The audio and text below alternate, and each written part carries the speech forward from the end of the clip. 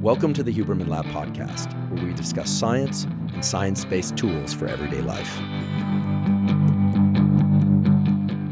I'm Andrew Huberman, and I'm a professor of neurobiology and ophthalmology at Stanford School of Medicine. My guest today is Bill Eddy. Bill Eddy is a practicing lawyer, a professional mediator, a licensed therapist, and on the faculty of the School of Law at Pepperdine University. He is a world expert in conflict resolution. In particular, how to resolve conflicts with what are called high conflict personalities. I should be very clear that these high conflict personalities, as you'll learn today, are not in a category of so-called personality disorders. Now, it is the case that people with high conflict personalities often also have borderline personality disorder, narcissistic personality disorder, or suffer from bipolar depression. However, as you'll soon learn, people who have this high conflict personality type could fall into any one of those three different categories, any combination of them, or none of them at all. These high conflict personalities essentially come in two flavors. Some are very outwardly combative. They like to argue. They like to generate conflict in a way that's very overt, very obvious. The others, which comprise about 50% of high conflict personality types, are very passive. They play the victim, or they leverage other people, so-called negative advocates, in order to achieve their goal of creating a lot of conflict where they always appear as the victim. During today's discussion, you'll learn how to identify these high conflict personality types based on some very simple questions that you can ask yourself about them. He also explains how to deal with these people in the workplace setting and relationships, and importantly, of course, how to disengage from these people, not just in the short term, but permanently. Now, across today's discussion, you'll realize that Bill Eddy is very sensitive both to the suffering that high conflict personalities cause for other people, and therefore how to identify them, avoid them, and disengage from them. But he also makes it a point not to demonize these high conflict personality types. Instead, as a mediator, as a lawyer, and as a therapist, he is really most interested in helping people resolve their conflicts with these people and find the best, most peaceful path forward for conflict resolution. Dr. Bill Eddy is the author of several important books related to this topic and related topics, such as 5 Types of People That Can Ruin Your Life. It's an excellent book. I've read it and I highly recommend it for everyone. He's also written books about adult bullies, which are becoming increasingly common online and in real life, and about mediating conflict resolution and separations and things like divorce, and in family court situations where he spent a lot of his professional career as a lawyer. By the end of today's episode, you will have a lot of new practical tools for being able to identify these high conflict personality types and learning how to navigate forward and, frankly, away from them in the best way possible. Before we begin, I'd like to emphasize that this podcast is separate from my teaching and research roles at Stanford. It is, however, part of my desire and effort to bring zero cost to consumer information about science and science-related tools to the general public. In keeping with that theme, I'd like to thank the sponsors of today's podcast. Our first sponsor is Maui Nui Venison. Maui Nui Venison is 100% wild harvested venison from the island of Maui, and it is the most nutrient-dense and delicious red meat available. I've spoken before on this podcast about the fact that most of us should be consuming about 1 gram of quality protein per pound of body weight every day. That protein provides critical building blocks for things like muscle repair and synthesis, but it also promotes overall health, given the importance of muscle tissue as an organ. Eating enough quality protein each day is also a terrific way to stave off hunger. One of the key things, however, is to make sure that you're getting enough quality protein without ingesting excess calories. Maui Nui venison has an extremely high quality protein per calorie ratio, so that getting 1 gram of quality protein per pound of body weight is both easy and doesn't cause you to ingest an excess of calories. Also, Maui Nui venison is absolutely delicious. They have venison steaks, ground venison, and venison bone broth. I personally like all of those. In fact, I probably eat a Maui Nui venison burger pretty much every day, and occasionally I'll swap that for a Maui Nui steak. And if you're traveling a lot or you're simply on the go, they have Maui Nui venison sticks, which have 10 grams of protein per stick at just 55 calories, and they're extremely convenient. You can pretty much take them anywhere. If you'd like to try Maui Nui venison, you can go to mauinuivenison.com/Huberman to get 20% off your membership or first order. Again, that's mauinuivenison.com/Huberman. Today's episode is also brought to us by ExpressVPN. ExpressVPN is a virtual private network that keeps your data secure and private. It does that by routing your internet activity through their servers and encrypting it so that no one can see or sell your data. Now, I'm familiar with the effects of not securing my data well enough. Several years ago, I had one of my bank accounts hacked, and it was a terrible amount of work to have that reversed and for the account to be secured. When that happened, I talked to my friends in the tech community, and what they told me was that even though you think your internet connection may be secure, oftentimes it's not, especially if you're using Wi-Fi networks such as those on planes, in hotels, at coffee shops, and other public places. Surprisingly, even at home, your data might not be as secure as you think. To make sure that what I described before would never happen to me again, I started using ExpressVPN. The great thing about ExpressVPN is that I don't even notice that it's running, since the connection it provides is so fast. I have it on my computer and on my phone, and I keep it on whenever I'm connected to the internet. With ExpressVPN, I know everything is secure. My web browsing, all my passwords, all my data, and of course, anything that's behind an account wall, like a bank account. It can't be tracked, and no one can access or steal your data, which is terrific. If you'd like to start protecting your internet activity using ExpressVPN, you can go to expressvpn.com/Huberman, and you can get an extra 3 months free. Again, that's expressvpn.com/Huberman to get an extra 3 months free. And now for my discussion with Bill Eddy. Bill Eddy, welcome. Thanks so much for having me. I'm excited to discuss this with you. I've read your books. I learned about them from perhaps one of the smartest people I know. She said, you should check out this book called 5 Types of People That Can Ruin Your Life. And I said, well, that's an impressive title.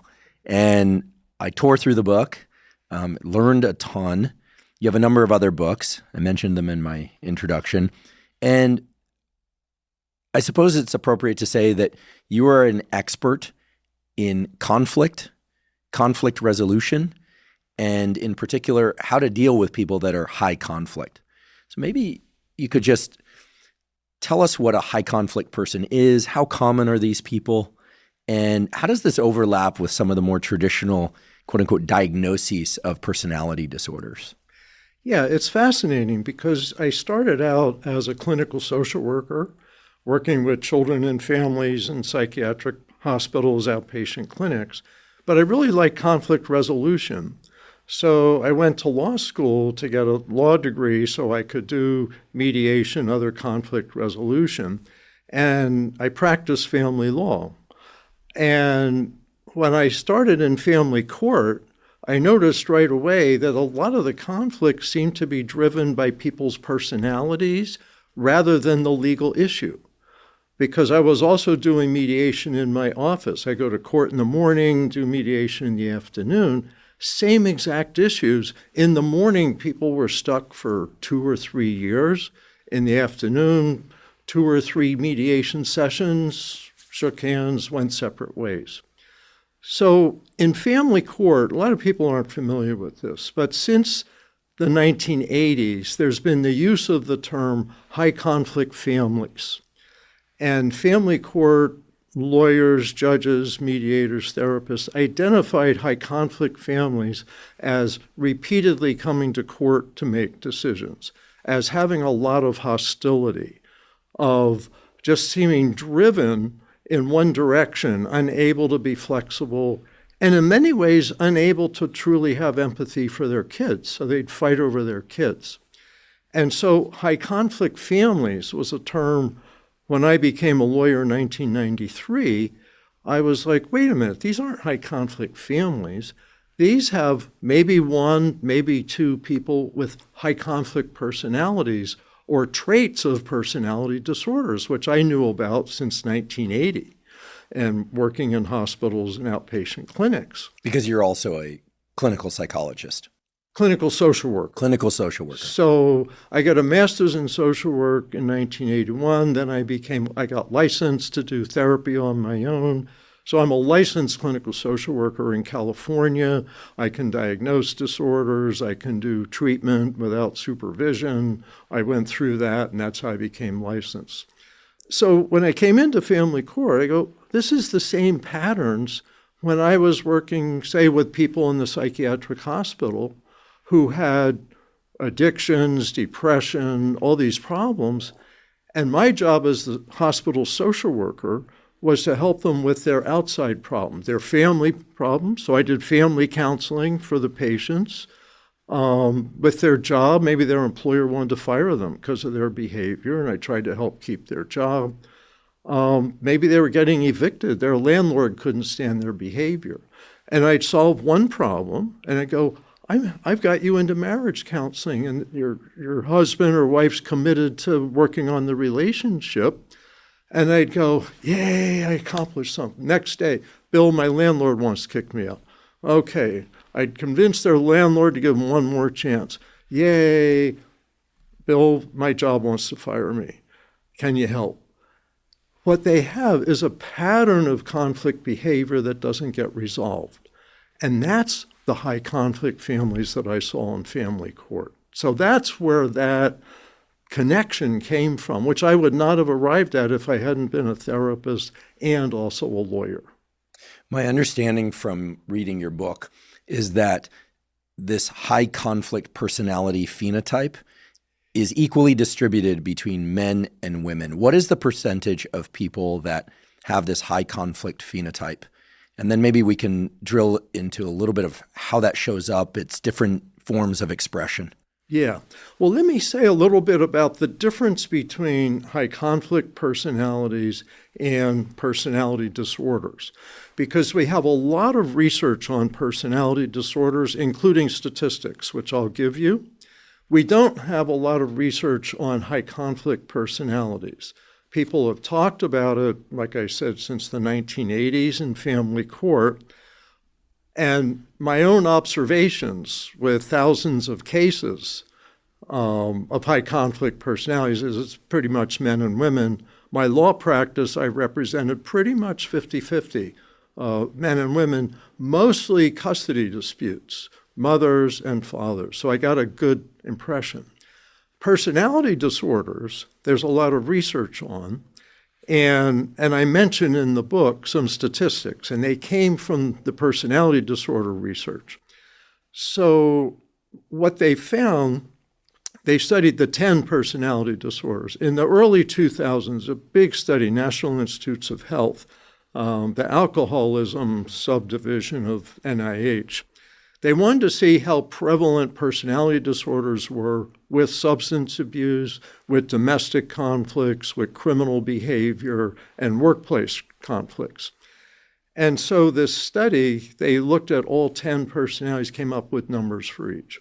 5 of them seem prone to high conflict behavior. So these 5, I can give you statistics on. And I can give you breakdown male and female. All from 20 years ago, big study, because it hasn't been repeated since. So basically cluster B, that's narcissistic, borderline, antisocial, histrionic, but we see a lot of paranoid in legal disputes. And some research says paranoid personality disorder is the most likely to sue their employer of the personality disorders. So that's gotten attention too. So here's some numbers. First of all, narcissistic personality disorder, they found was about 6% of adults in the United States. They found the statistics on that was 38% female and 62% male. So that's more heavily male. 20 years ago. Could be different now because of environmental influences. Borderline, also about 6%. This was 53% female, 47% male, almost 50-50. And that shocked the mental health world because we've always thought of borderline as a female disorder. But Marshall Lanahan, the big name in treatment for borderline, says she agrees. She thinks that's true. And I think that's true as a family lawyer because a lot of the men that we see engaged in domestic violence seem to have the borderline personality pattern. And the domestic violence is much more male than female. Then antisocial, it's around 4%. And that's about 75% male, 25% female. Histrionic, it's about 2%, and they found this is about 50-50, which again surprised people because you think drama, center of attention, all of that. And this may be very much environmental influence. Our culture today teaches, especially young men, to try to get attention. Ride your skateboard behind a car or jump off a building, do all these dramatic things to get attention. Or social media. And social media's really encouraged that. Everyone wants attention, and now you kind of have to fight for it in our culture. And so men as well as women are getting out there, often in dramatic ways. So it came out about 50-50. Paranoid, it's about 4%, came out, I think it was 57 to 43%, somewhere right around that, a little more heavily female, but not all that far apart. Altogether, it's really roughly 50-50. Mm-hmm. Very interesting. And how does this high conflict personality cut through all these personality disorder phenotypes? And I should also ask, I could imagine that some people who are borderline perhaps are also histrionic. Is that possible to fall into multiple categories? Yes. Okay. And the study actually broke down some of that. So in the research, they particularly, one that I remember is borderline and narcissist, and it came out around 38% overlap. So, and I teach people who are borderline also can often be have narcissistic personality disorder. I see. And so this is personality disorder overlap. Now, there's a whole continuum here. So many people have traits but don't have a disorder. Mm-hmm. The current DSM says the total personality disorders is around 10%. Now, that's taking an average of studies from around the world. The study I quoted earlier in the US said 15% have a personality disorder. So in the US, we're seeing that's significant. And that's the one that said 38% overlap borderlines and narcissists. I think that it fits for me because when I teach lawyers, from my own experience, I can say, you have a client that comes on like a narcissist, they're very self-centered and putting you down, saying they're superior, here's some tips to deal with them. But they also may have wide mood swings, which is more associated with borderline. So you need to butter up their ego honestly, not, praise them for something that's real that they did. But also they really need empathy. They have wide mood swings. That's someone that needs a lot of empathy. You say, wow, I can see how upset you are. This is so important. And they calm down. So you have to use both sets of responses to deal with someone that has that combination. You mentioned borderline and histrionic. There's a lot of similarities, so we see overlap with that. But I've seen every combination. But what I don't know in family court is it the disorder or just traits? And the disorder doesn't matter to me. It's the pattern that matters, because if I see this pattern, I know I should do that. That's the key. I can imagine that in family court, it's especially complicated given that some of these things, not all, but some of these have a genetic component, certainly a situational component. So you could potentially be dealing with trying to work out a situation for the benefit of children that have some of the same personality disorders as their parents. Could be really tricky. Well, what's interesting, and it's very rewarding work when things can go well.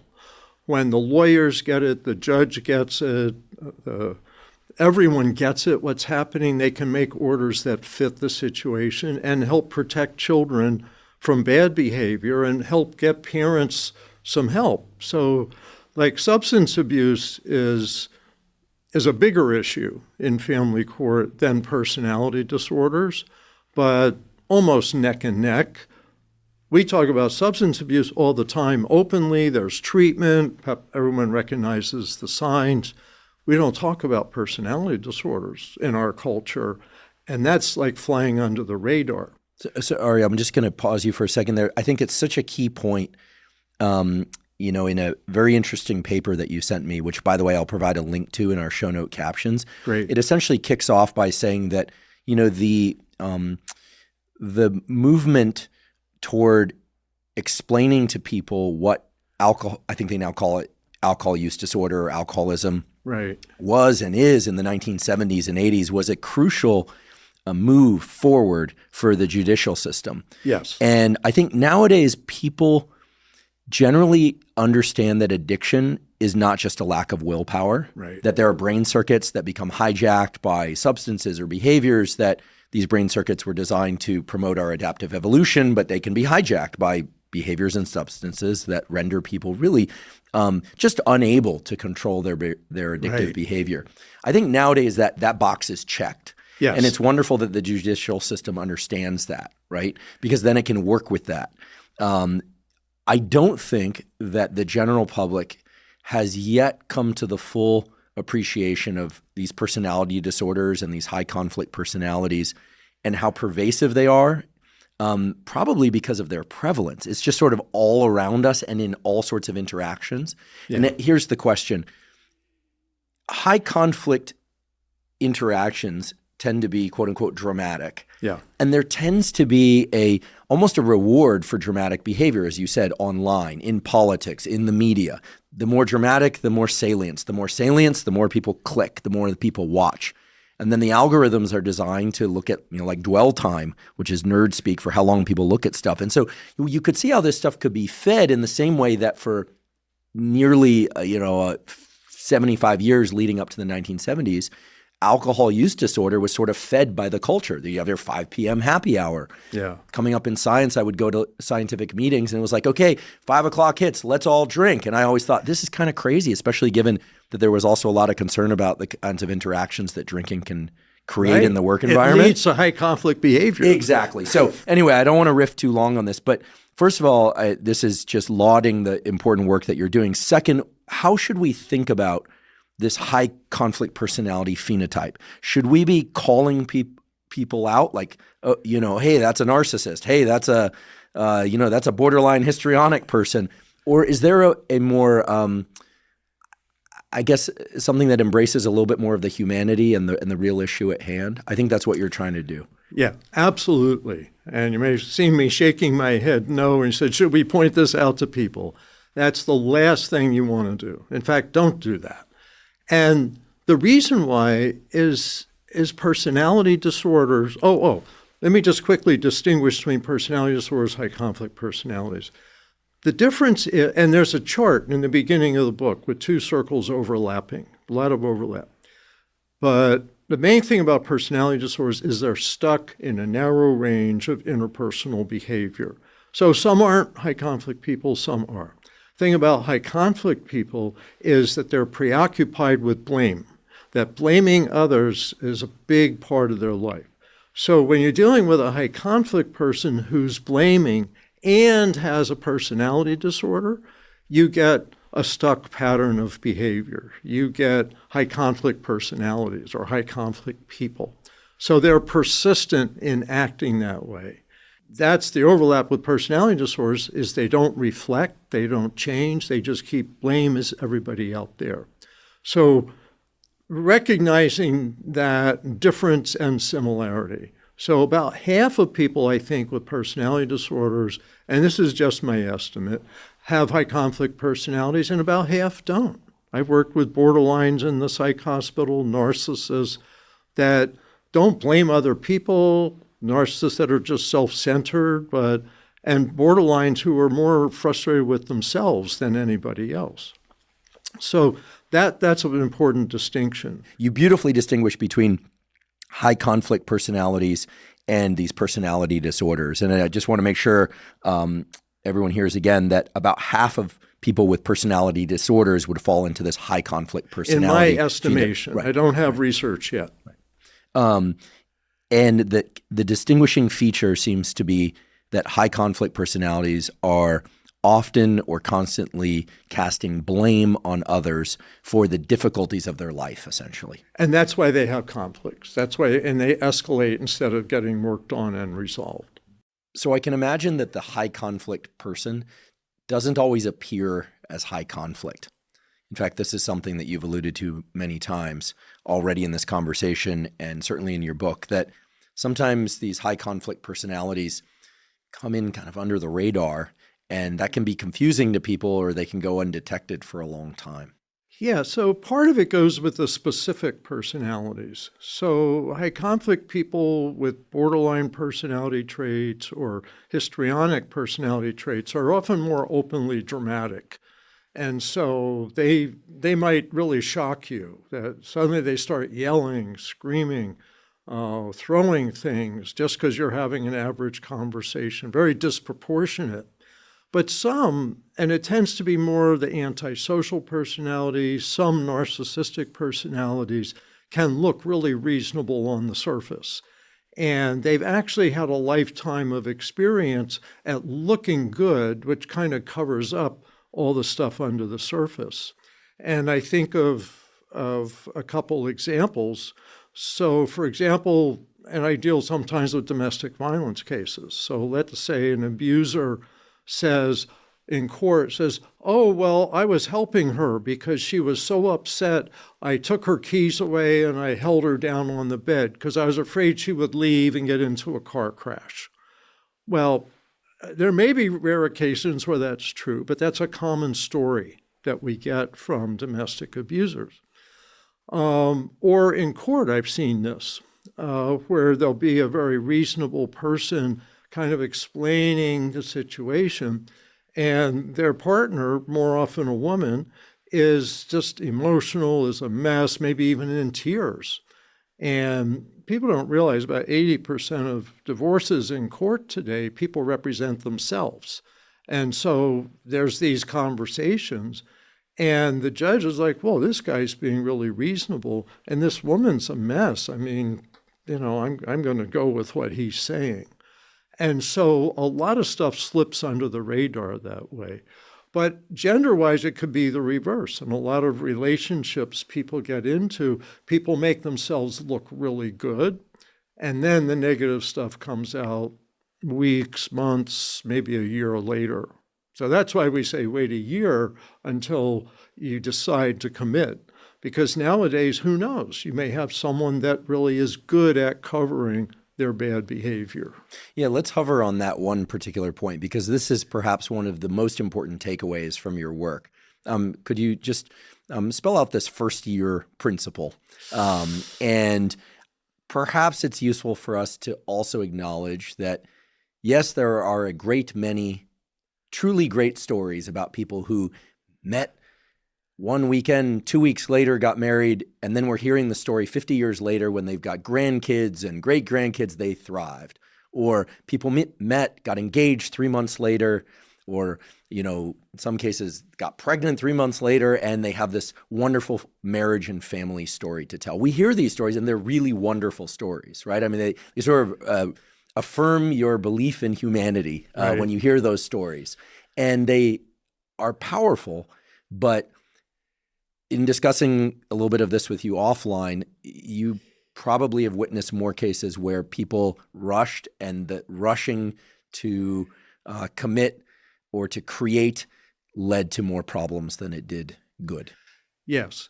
And that's many, many of the high conflict divorces that I've worked on as a lawyer, and before that as a therapist, and sometimes as a mediator, are, in my mind, kind of the bad luck stories.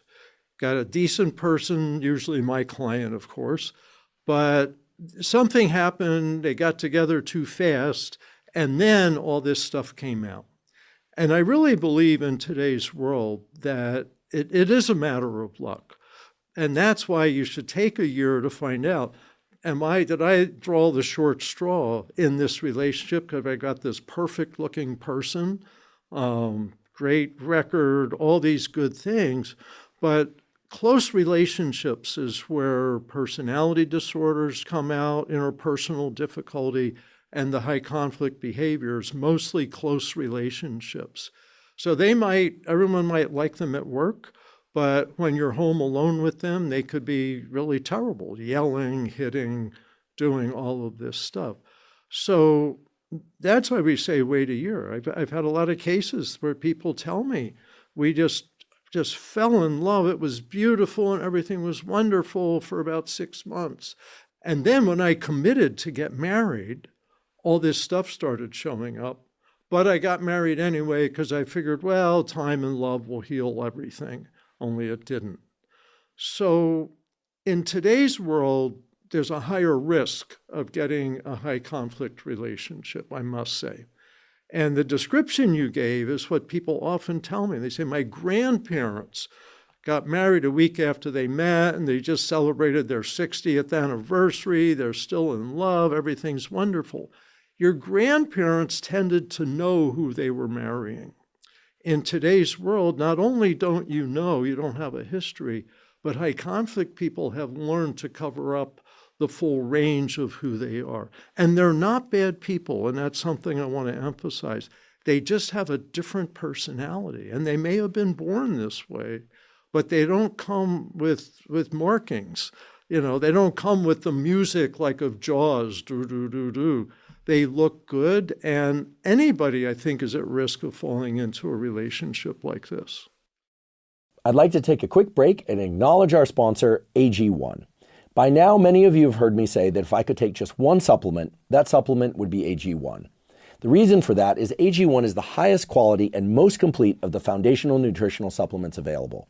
What that means is that it contains not just vitamins and minerals, but also probiotics, prebiotics, and adaptogens to cover any gaps you may have in your diet and provide support for a demanding life. For me, even if I eat mostly whole foods and minimally processed foods, which I do for most of my food intake, it's very difficult for me to get enough fruits and vegetables, vitamins and minerals, micronutrients, and adaptogens from food alone. For that reason, I've been taking AG1 daily since 2012 and often twice a day, once in the morning or mid-morning and again in the afternoon or evening. When I do that, it clearly bolsters my energy, my immune system, and my gut microbiome. These are all critical to brain function, mood, physical performance, and much more. If you'd like to try AG1, you can go to drinkag1.com/Huberman to claim their special offer. Right now, they're giving away 5 free travel packs plus a year's supply of vitamin D3 K2. Again, that's drinkag1.com/Huberman to claim that special offer. I definitely want to come back to this point that you made, that you're not demonizing these people. Right. You're talking about how to behave with them or how to not behave with them in some cases in order to try and create the smoothest possible interactions, in some cases, no interaction. Yeah. But if we could hover still a bit more on this first year idea. Yeah. My understanding is that no getting engaged, or for that matter, married, no conceiving children, and no moving in together in year one. Are those the critical? Except for the last one, is it's really don't commit like getting married within the first year. Sometimes moving in together is a good way to find out what it's like up close with this person. Yeah, you learn a lot by living with somebody. That's right. Yeah. That's right. And personality disorders, part of the definition is interpersonal dysfunction. And that's close. That's close relationships. So if you haven't had that close relationship, you don't see what happens when you leave your socks out or the cap's off the toothpaste and some little thing is some huge storm. Or when somebody's sleep deprived. I always say you learn a lot about somebody after a bad night's sleep. Yeah. You and them, right? Right. But the key is patterns of behavior. So one thing I want to say is everybody gets angry sometimes. That's fine. Everybody yells sometimes. Everybody, criticizes sometimes. But if they have a pattern, like their life pattern of relationship is to yell and scream and criticize and all of that, whoa, this pattern is probably going to keep going. And as I mentioned earlier, I believe, with personality disorders, it's a narrower pattern of behavior. So it's more pattern-driven in several different settings. Family, maybe at work when it's close, maybe in the community when it's close. So these are recognizable patterns, as recognizable as alcoholism and addiction once people learn. So that's the key. Give yourself some time, see if this stuff comes to the surface. I think you're raising a really interesting point, which is that although nowadays we have more information about people available to us by way of the internet and social media, you made the comparison with our grandparents' era. I'm 49 years old, so my grandparents. Actually, my grandparents knew each other from the time they were like in the 8th grade. They eloped when they turned 18. Boom, went and got married, I think to the dismay of one side or the other side of parents, but then we're married more than 50 years. Yeah. And grandkids, obviously, I'm one of them, et cetera. And so you have these stories, and we love these kinds of stories. Yeah. But as you point out, they knew each other very, very well and had for a long time. Nowadays, one can, quote unquote, do the research, go online and look for things. But would you argue that that's not complete information? Right. I think it can be helpful. I tell people, Google your partner and find out, if there's some history there that may impact you. But don't believe that's sufficient.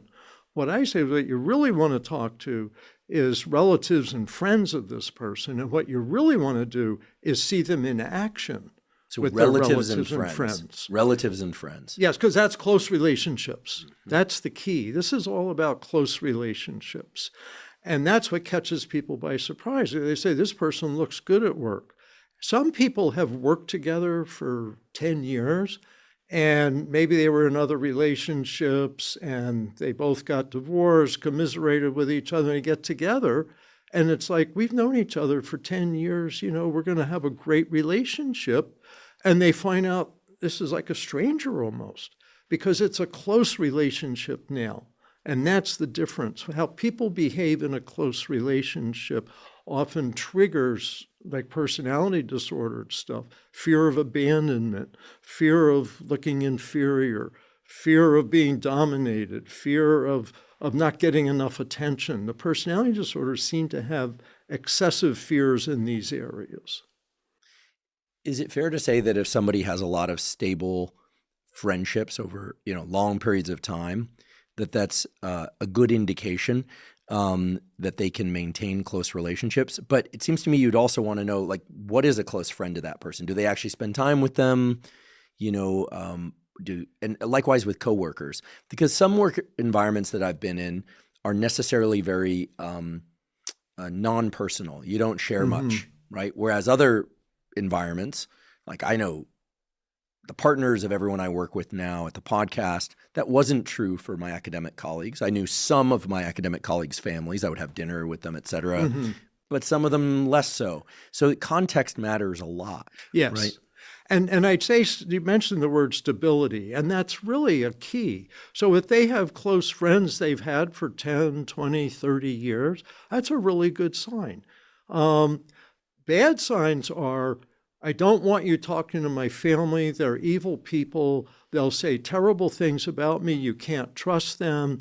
They'll turn on you. They'll hate you, all this stuff. So you can't even ever talk to I can't even let you know who my family is and what their emails and phone numbers are. Oh, goodness. That's a warning sign. Yeah, definite warning sign. Because everyone has conflict with family members at some level, but you would hope that one would feel comfortable allowing you to interact with their family. Yeah. And if your family's really difficult, introduce your partner to your family and let them see this is a difficult family and this is why I had to distance from them. Because a lot of people, to be healthy, do have to get some more distance. But it's the secretiveness, it's the just secrets in general are not a good thing for relationships. That's the biggest piece that's missing in a way compared to 50 years ago when people knew. It was hard to have family secrets 50 years ago. Now, even though people may be all over the internet, you might not really know their secrets. And that's what you need to find out. What about advocates? So, I'm familiar with some high conflict individuals. Some are more of the combative type. Others are more of the kind of, what did you call it? Sort of a quiet, manipulative, victim playing type. Yeah. And both seem to be pretty good at generating advocates. I guess you call these negative advocates, right. People that will fight for them. Yes. Right. By the way, this is all sounding a lot like modern politics. Yes. And maybe we'll get into that a little bit because it is an important reflection on what we're talking about. But what about these negative advocates? If somebody has a lot of friends or advocates that they're kind of like on their side against, that are also in a blame mode. Yes. Is that a red flag? Yes. What's interesting, and I'd like to someday learn more of the neuroscience behind this, but high conflict people have heightened emotions. The cluster B personality disorders are known as dramatic, emotional, and erratic. That's the DSM-5-TR says that, the manual for mental health professionals.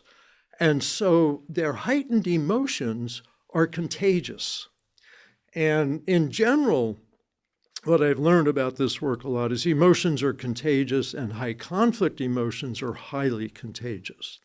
So what happens, and I see this so much as a lawyer and with other lawyers and with therapists, is the high conflict person comes into your office and says, I've been terribly treated by, let's say, my ex, man or woman, because it happens to both, been terribly treated, and you've got to save me. You've got to protect me. You've got to win. You've got to, sometimes they say you have to destroy the other party. That's always a warning sign when their goal is to destroy the other party. It's not a good sign. But they're so emotional, you say, my goodness, this person's been through so much. Now I have the emotions. And what I teach in my seminars is I understand has a lot to do with the amygdala, that the amygdala catches the intense fear or intense anger, that those are heightened. And so now mine's going, oh, Bill, you've got to do something. I'm like, my body wants me to take action. And I want to save this person from their evil co-parent, for example. And so what we see with negative advocates is they're emotionally hooked, but uninformed. They don't really know what's going on.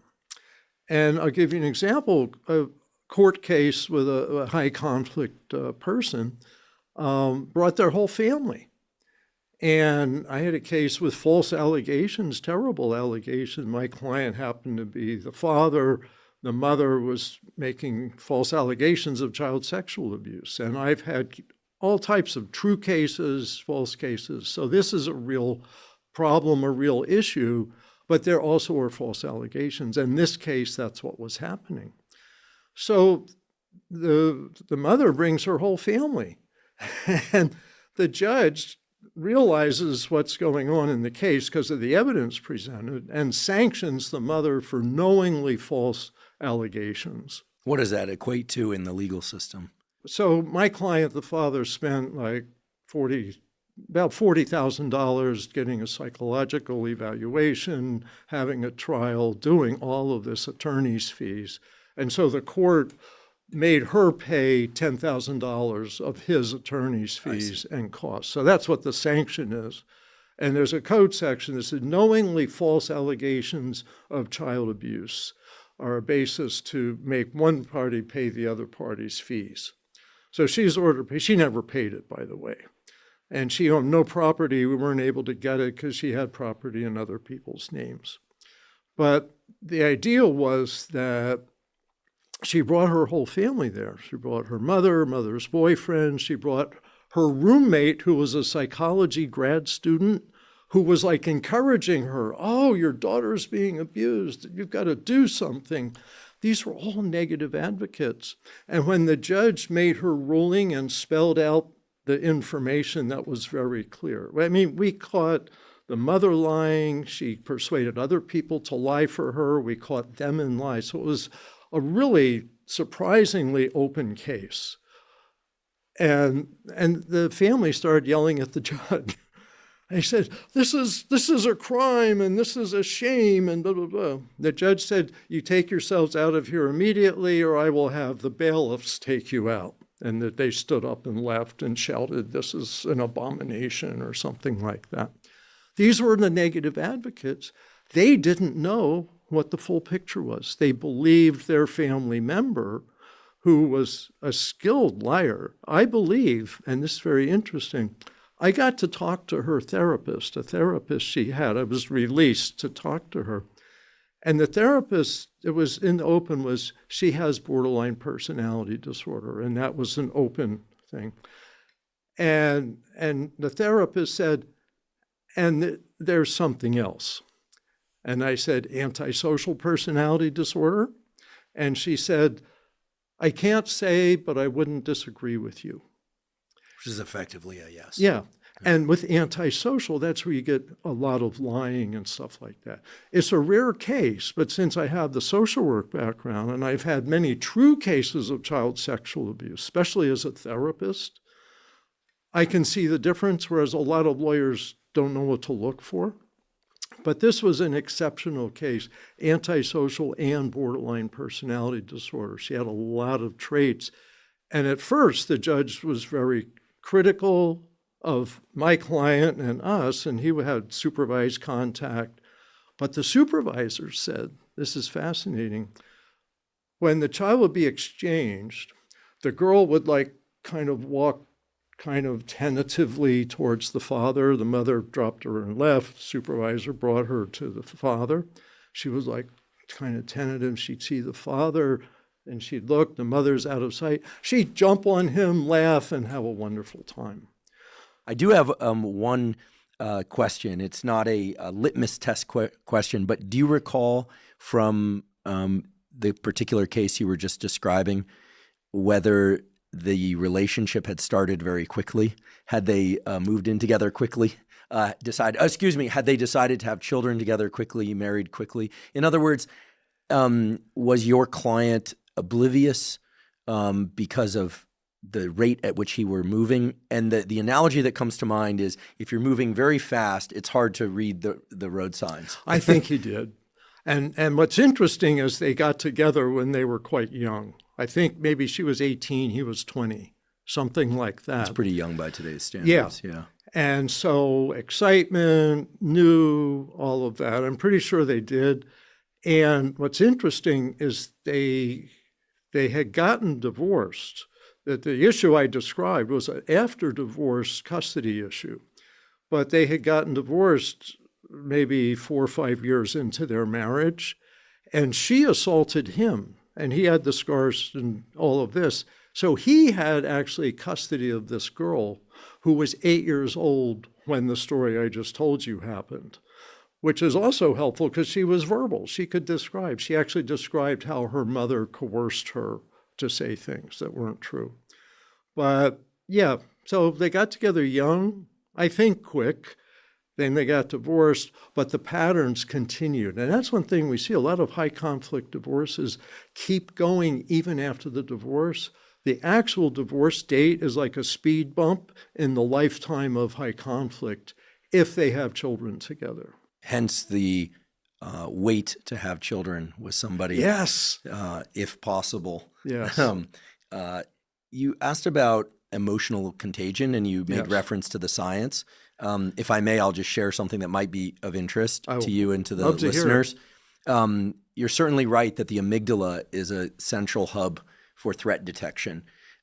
What a lot of people don't know, because it's just not discussed enough in the popular coverage of neuroscience, is that the amygdala can learn in the sense that it's highly prone to context-dependent plasticity. Mm-hmm. So, this idea that getting emotionally charged is either negative valence, like fear, or positive valence, like, oh, I like that. That's true to an extent. But over time, the brain changes to, in some cases, like the feeling of adrenaline, to get an associated dopamine release with that. But a really interesting set of brain structures that aren't discussed enough, I'll just mention because you asked about neuroscience. I had a postdoc in my laboratory by the name of Hee-Kyung Jung, a fantastic postdoc, who was looking at emotional contagion. Mm-hmm. We were interested in human subjects, but these were animal studies. By one member of a species is observed and then mimicked by another member of the species. A very powerful aspect of human and non-human behavior. And there's a structure in the brain called the claustrum. Most people don't know about it, which seems to be critical for this. And she did a beautiful set of experiments of showing that when animals observed other animals, either in a positive or a fear state, but in this case a fear state, or a threatened state, their own claustrum to anterior cingulate cortex circuitry and, of course, amygdala, et cetera, those would light up as if they were in the experience, but not to the same degree. But over time, what one could see was a kind of heightening, a plasticity of these circuits so that smaller threats started to create larger internal responses. That's both combining He-Kyung's work and other work that's come out since. So what it says is that our brains are very tuned to the emotional states of others. This is good. Empathy, for instance. But that over time, our brains change to actually require a lower stimulus to activate that kind of negative advocate part of ourselves. Yes. And so perhaps this is a good segue into a discussion about what we're observing societally now, not just in terms of politics. But, it's one thing to be recruited to a camp. But then once you're in the camp, it turns out, if we think about it through the lens of this work, it seems that it requires less negative stuff in order to stay in that camp, but want to fight more and more stridently in order to protect a cause.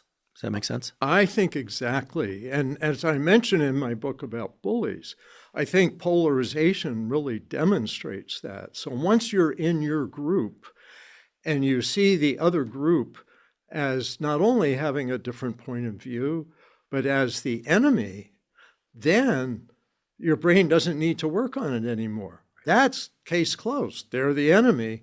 The only question is, what do we do now? And the research saying that when you talk to the people in your group, rather than coming together, you move farther apart. And to me, what's fascinating in terms of legal cases, and especially in family law, is you have, like the family I described, you have the family talking to each other. You pull a lawyer into that. The lawyer talks to them. The lawyer gets heightened anger maybe, or commitment to save this person. And maybe you get a therapist into the picture, and they all just talk to themselves. They pull farther and farther apart. And that's often when we have our high conflict court cases. They come back to court every 6 to 12 months, sometimes for years. I have cases where people have been in court like every year for 8 or 9 years. Oh. And these are cases where the divorce was done long ago. What people don't realize is the worst custody disputes tend to happen after the divorce is over. And I think it's because people are spending more and more time talking to their own team, to their own group, and that pulls them farther apart. Their view of the other side is worse and worse and worse. And that's why I think the structure really matters. So I think politically, we have these two different universes that don't necessarily talk to each other, and they really create a sense of community. People are looking for community, and they find it. But it's fed by, I think, the media ecosystem. Everyone has their own media. And so we have these two universes talking to themselves, growing farther and farther apart. And that's why elections don't seem to have made a difference in any of this, because elections kind of decides who does government, but they don't resolve the adversarial communities. And they get a lot of attention. And sad to say, I think our culture has shifted from government, that politics as about government and the details and nitty-gritty, and the values of government are what's good for our group, good for our country, unity, citizenship, we should be together in this, that politics have shifted to entertainment. The values of entertainment are be extreme, be emotional, and entertainment's driven by drama, for thousands of years. And drama is opposing us against them. And as I mentioned in the Bullies book, there's a terrible crisis, there's an evil villain, and there's a superhero. And if you have someone tell that story to their community, they will love that person. So now we have two communities in politics loving themselves and hating the other, and the elections don't resolve that. That's a speed bump on the road to high conflict. And that's not a good sign, and we have to find ways to bridge the gaps. And there are ways. You get people one-to-one talk to each other. There's a lot of groups trying to say, let's connect rather than separate. And if we get too far out of balance, we're going to have bigger and bigger high conflict problems. So we have to, the more people's eyes are open to this pattern, the more they can say, hey, I seem to be part of this group, but I want to, my neighbors think differently. I'm going to listen to them. It's listening that's missing. I'd like to take a quick break and thank one of our sponsors, Function. I recently became a Function member after searching for the most comprehensive approach to lab testing. While I've long been a fan of blood testing, I really wanted to find a more in-depth program for analyzing blood, urine, and saliva to get a full picture of my heart health, my hormone status, my immune system regulation, my metabolic function, my vitamin and mineral status, and other critical areas of my overall health and vitality. Function not only provides testing of over 100 biomarkers key to physical and mental health, but it also analyzes these results and provides insights from top doctors on your results. For example, in one of my first tests with Function, I learned that I had 2 high levels of mercury in my blood. This was totally surprising to me. I had no idea prior to taking the test. Function not only helped me detect this, but offered medical doctor-informed insights on how to best reduce those mercury levels, which included limiting my tuna consumption, because I had been eating a lot of tuna, while also making an effort to eat more leafy greens and supplementing with NAC, N-acetylcysteine, both of which can support glutathione production and detoxification and worked to reduce my mercury levels. Comprehensive lab testing like this is so important for health, and while I've been doing it for years, I've always found it to be overly complicated and expensive. I've been so impressed by Function, both at the level of ease of use, that is getting the tests done, as well as how comprehensive and how actionable the tests are, that I recently joined their advisory board, and I'm thrilled that they're sponsoring the podcast. If you'd like to try Function, go to functionhealth.com/Huberman. Function currently has a wait list of over 250,000 people, but they're offering early access to Huberman Lab listeners. Again, that's functionhealth.com/Huberman to get early access to Function. Today's episode is also brought to us by David. David makes a protein bar unlike any other. It has 28 grams of protein, only 150 calories, and 0 grams of sugar. That's right, 28 grams of protein, and 75% of its calories come from protein. This is 50% higher than the next closest protein bar. These bars from David also taste incredible. My favorite bar is the cake-flavored one, but then again, I also like the chocolate-flavored one, and I like the berry-flavored one. Basically, I like all the flavors. They're all incredibly delicious. Now, for me personally, I try to get most of my calories from whole foods. However, when I'm in a rush, or I'm away from home, or I'm just looking for a quick afternoon snack, I often find that I'm looking for a high-quality protein source. And with David, I'm able to get 28 grams of high-quality protein with the calories of a snack, which makes it very easy to hit my protein goals of 1 gram of protein per pound of body weight, and it allows me to do so without taking on an excess of calories. As I mentioned before, they are incredibly delicious. In fact, they're surprisingly delicious. Even the consistency is great. It's more like a cookie consistency, kind of a chewy cookie consistency, which is unlike other bars, which I tend to kind of saturate on. I was never a big fan of bars until I discovered David bars. If you give them a try, you'll know what I mean. So if you'd like to try David, you can go to davidprotein.com/Huberman. Again, the link is davidprotein.com/Huberman. On the suggestion of my friend and former guest on this podcast, 2-time guest, Rick Rubin, I started watching a documentary about the history of professional wrestling, which everyone agrees is made up. So let's just acknowledge that. I recognize that. But it's a remarkable portal into some of the things that you're talking about, because it all hinges on being able to create emotional responses in the crowd. And just a very brief history of it, as I understand, and I'm by no means an expert, but I took notes on this documentary, as I do, take notes on most everything. They used to have good guys and bad guys, good gals and bad gals. Yeah. Because it's men and women's wrestling. Typically not against each other, although sometimes. In any case, there was a transition that occurred at some point where they couldn't get more excitement and literally couldn't get more attention to the sport by having good guys and bad guys, good gals and bad gals. So what they ended up doing was making everybody bad. And the ratings just skyrocketed. Everybody bad, right? The underlying premise being that both teams are cheating, and so therefore they had to behave poorly also. And it created this whole era of just bad people doing bad things, generating even greater emotional responses. Yeah. And this fits very much with the neuroscience of emotion. Yeah. Emotions like awe, happiness, joy, meaning, pleasure. These are powerful emotions.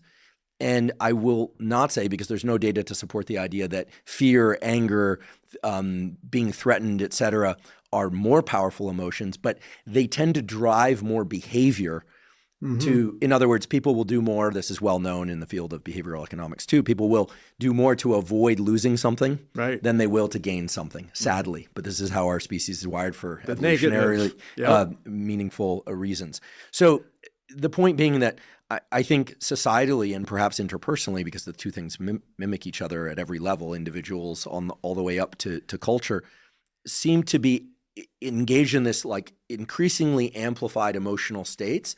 And now it just seems like combat is the rule of the day. And it's so sad, and you kind of have to wonder where it goes next. Yeah. But it does seem like it rewards these high conflict personalities because they go undetected. Right. Yes. So now the coworker who's super angry about something they saw on the news and is trying to engage people or something, or create an issue around something that, like, is this really an issue? I mean, there's some real issues in the workplace and at school, but like, is this really an issue? Like that person 10 years ago, everyone would have been like, this is a problem person, and would have backed away. Now it just kind of, because the mean has shifted. Right. I think it's no longer signal above the noise. It's, as we say in science, within the noise. Right. Well, what we're seeing is these kind of media systems, I call them, are attracted to high conflict personalities, and high conflict personalities are attracted to attention. They want attention. So there's this almost marriage of media exposure and high conflict personalities. And so that's what pulls people together. I think everyone's looking for community these days. And it used to be around work, like a shared task. But now we do so much of our work alone or tiny groups. And so you get a real sense of community. People used to get it from church or synagogue or mosque, wherever. And that's weakened. And so we get that now a lot, the intense emotional community from politics. And so there's a community for you, and there's a community for you.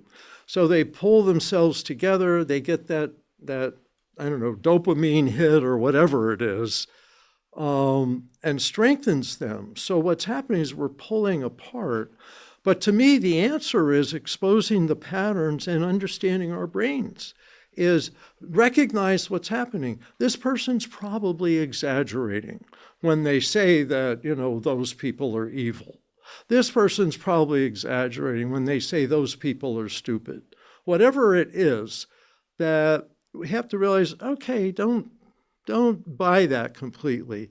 And what's fascinating to me, I don't know how it happened, but I get text message solicitations to contribute to campaigns from conservatives and liberals. I get both. And guess what? They look like each other. And they're like, the end of the world is coming. You've got to give $10 or $100 to save the world. And the end of the world's coming because of them. It's all fear-based. And it's fear-based, but it hooks your emotions. I know this stuff, so I can go, okay, swipe, swipe, swipe, swipe away. But a lot of people don't know that this is happening. They don't understand how emotions are contagious and how I think high conflict emotions are more contagious. So to me, it's educating people about these dynamics so you don't engage so much with them. Like I won't watch more than half an hour of TV news, but you can have 24/7 TV news. And since 1995, 1996, when they allowed, they gave you licenses for radio and television that didn't have to tell the other side of the story. Before that, you used to, the fairness doctrine, you have to say what the other side is. You're for a candidate, you have to hear from the other side. You didn't have to after 1995, 96. So we had like MSNBC and Fox News slightly off center, slightly conservative, slightly liberal. Well, now we've had 30 years of that, much farther apart. and communities around each of these. And yet, if you go, okay, I'm probably hearing some exaggerations here, so I can check myself. And this person's trying to be a hero and demonize those people. I'm not going to do that. So I'm not one for government regulation. What I want is for everyone to be able to say, okay, I see what's happening. I'm not going to get my emotions hooked. And I think, to me, that's one of the goals, is for people to learn I don't have to absorb the emotions, because that's where the problem is. People are emotionally hooked and uninformed. What are some of the signs of a high conflict personality? Because in an ideal world, we avoid these people. And again, we're not trying to say that they're bad people. Some of them are bad people, some of them aren't. But since I'm not a clinical psychologist, you are, you can make the assessment certainly better than I can. What are some of the ways to avoid these circumstances besides the first year rule? And then let's talk about some ways to disentangle from these people, right? Based on their unique phenotypes. So is there a question or set of questions one should ask themselves when they are potentially dating someone, potentially becoming friends with somebody, potentially becoming coworkers with somebody, and so on? Yeah, so what's interesting is often your gut feeling tells you something's up here. Like the person suddenly has a shocking opinion of somebody else. They say, you know, that person's a total jerk, and yet you know that person, and they're not a total jerk. They suddenly, something's disproportionate. I think disproportionate emotions is often a trigger. I put in a lot of my books now what I call the web method, is pay attention to their words, your emotions, and their behavior. So starting with words, do they use a lot of blaming words? You know, it's all that person's fault. Do they use all or nothing words? They seem to see things through a narrow lens, that, you know, there's all good, there's all bad. Unmanaged emotions, which they may or may not show, like I explained. Some people are good at hiding all that, even though it drives them inside. And the extreme behaviors. Do they do things 90% of people would never do? And I'll give an example here. And this is, I won't say the city, but there was a mayor, there was someone who was a congressperson. And they decided to run for mayor in their city instead of flying to go to Congress. But when they were flying to go to Congress back and forth, this is in California, I'll say that much. People can easily research this. So this person flying back and forth, one day, one night, standing, you know, there was a line to get your bags at the airport after you got off the plane. And he was told to wait in line to get his bags. And he said, "Don't you know who I am?" And he pushed his way to the front of the line and had an argument with the person behind the counter, said, "Don't you know who I am? I want my bag right now." And she said, "You don't have it now, you can't have it right now." And he pushed her and knocked her over. He shoved this airline worker behind the counter and knocked her over. This was a mayor of a major... Not yet. He wasn't mayor yet. He was a congressperson. Anyway, Sorry. So that means he's... Sorry. No knock. I know some very decent congress people, but like, okay. Yeah. But so he's a... in any case, right? This person could be any number of different professions. Could be, yes. Yeah, this is antisocial behavior. But this is a high profile person. So this is all over the news the next day. This is 20 years ago, maybe 15 years ago, something like that. Goodness. Anyway, so it's in the newspaper the next day. A newspaper says Congressman so-and-so gets into physical altercation with airline worker, knocks her over. Half the people said, "That's terrible." And the other half the people said, wait, he was sleep deprived. He was flying across country. You have to understand that he was stressed. And here's where my web method comes in. 90% of people would not have done that even if they were sleep deprived, And I fly back and forth a lot, and I don't do that. I would like to think 99% of people wouldn't I do think that. you're right. Right. 99%. To get physical with an airline person over a bag. The cutting to the front of the line is egregious. The shoving the airline person is like beyond the pale. Yeah, exactly. So anyway, so he's running for mayor, and I'm going, this guy's a high conflict person. If he gets elected, he's not going to be a very good mayor. He's going to have a lot of trouble with the people close to him. And so guess what happened? He gets elected. Within, I think it's 8 months, he is, and this is before the Me Too movement got started, but people are reporting he's harassing women, sexually harassing women. Women come into his office to meet with him, professional, experienced, important, and he's like wanting to touch them a lot. Inappropriately, they don't want to be touched. Anyway, so women start complaining about him. Word kind of gets out, this happened with a lot of different people, that he's not sexually assaulting them, but he's treating them badly. So it cuts across domains. It's like so it's not just in the office. It's there, but it's also at the airport. It's basically anytime he's not getting what he wants, he throws a tantrum. And that's the thing with personality disorders, is a narrower range of behavior that's repeated in a variety of settings. So he's fitting all of that. So which personality disorder, I'm not going to diagnose him, but it narrows down to one or two. So it's not context dependent. It is right. It's pervasive. Pervasive. And that word is in the diagnostic manual, that it's pervasive across, I think, several settings. I think that's the words. But let me just finish. Please. Because the end of the story, is he's also got committees and people that are supposed to accomplish things. He doesn't want them to think. He wants to do the thinking and tell them what to do. So he goes around alienating a lot of people. Within 8 months, he's out of office because enough people were upset. And the way he got out of office is some of the heads of government told him, I think it was the city attorney or something, if you quit now, we'll help you with your legal expenses, because he's starting to get sued for some of this stuff, suing the city, suing him. We'll help you with your legal expenses if you quit now. And there was starting to be a petition movement for I don't know the mechanics, like a special election or something to get rid of him. Anyway, within 8 months, he was out of the office. And now you don't hear about him in that city. It's a very interesting, literally high profile, although still anonymous based on this conversation, case.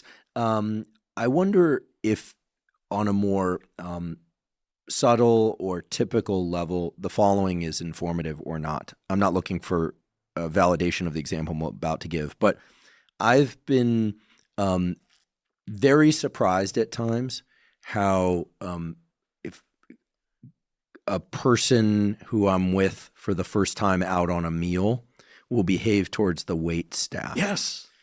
Not explicitly disparaging of them, but sometimes mildly disparaging of them. Yeah. Or feeling as if the amount of liquid poured into their glass was somehow an indication of how the waiter felt about them or didn't feel about them. Yeah, like don't reading treat me that way. reading into these things where you're just thinking to yourself, like, whoa, life must be really tough for you. Like, who's paying attention to this stuff? And so that's one that I've noticed in people, and it's proved informative. It's really a useful thing to see. That's part of what you see, their behavior and their behavior towards other people. It was a brilliant thing. I don't remember the name of the program, but there was a guy who was head of a company, and he used to, when he was interviewing people for high-level jobs, he pretended he was a taxi driver or something, would pick them up at the airport as the taxi driver and see how they treated him as the taxi driver. And then he gets in the interview room and he's the guy interviewing them. And in some cases, people treated him really disrespectfully. And it's like, now I know this is not someone I want. Clever. I made the decision to not work for somebody years ago when I was on the very different stage in my career, based on how that person treated a janitor. Yeah. And it was amazing because it was one very brief interaction. And it wasn't like this person yelled at the janitor. Yeah. It was the kind of dismissiveness. Yeah. And I remember it was this your web approach. It was his. I guess I just revealed it was his words towards the janitor. It was my emotional response was sort of like I felt like I had been kind of kicked in the stomach. Right. I was like, hey, like that was like it just felt like a very what I would call like the football play, unnecessary roughness. Yes. It was mild from the perspective of like no one got physical or called anyone names, but I remember thinking like, oh, like that sucked. Right. And then their behavior was just to go right back to what they were talking about. And I knew in that moment, I was really crestfallen because in that moment I knew, oh my goodness, I can't work for this person. Yeah. Like I just can't. And I made the decision not to. And actually their response to my deciding not to, for a variety of other reasons too, confirmed everything that I suspected in that one little interaction. Yes. But it's interesting because we're trained to collect data rather, carefully, and we don't want to make snap judgments. Somebody could truly be having a bad day, but in this case, it was the right decision to not work for them. Thank goodness. I thank my lucky stars. Yeah. Made some really bad decisions about people in my life. That was a really good decision. I never spent a day regretting it, and I went to work for someone else who was terrific instead. Right. So, but as you said, these things sometimes hit at a somatic level, as opposed to some sort of some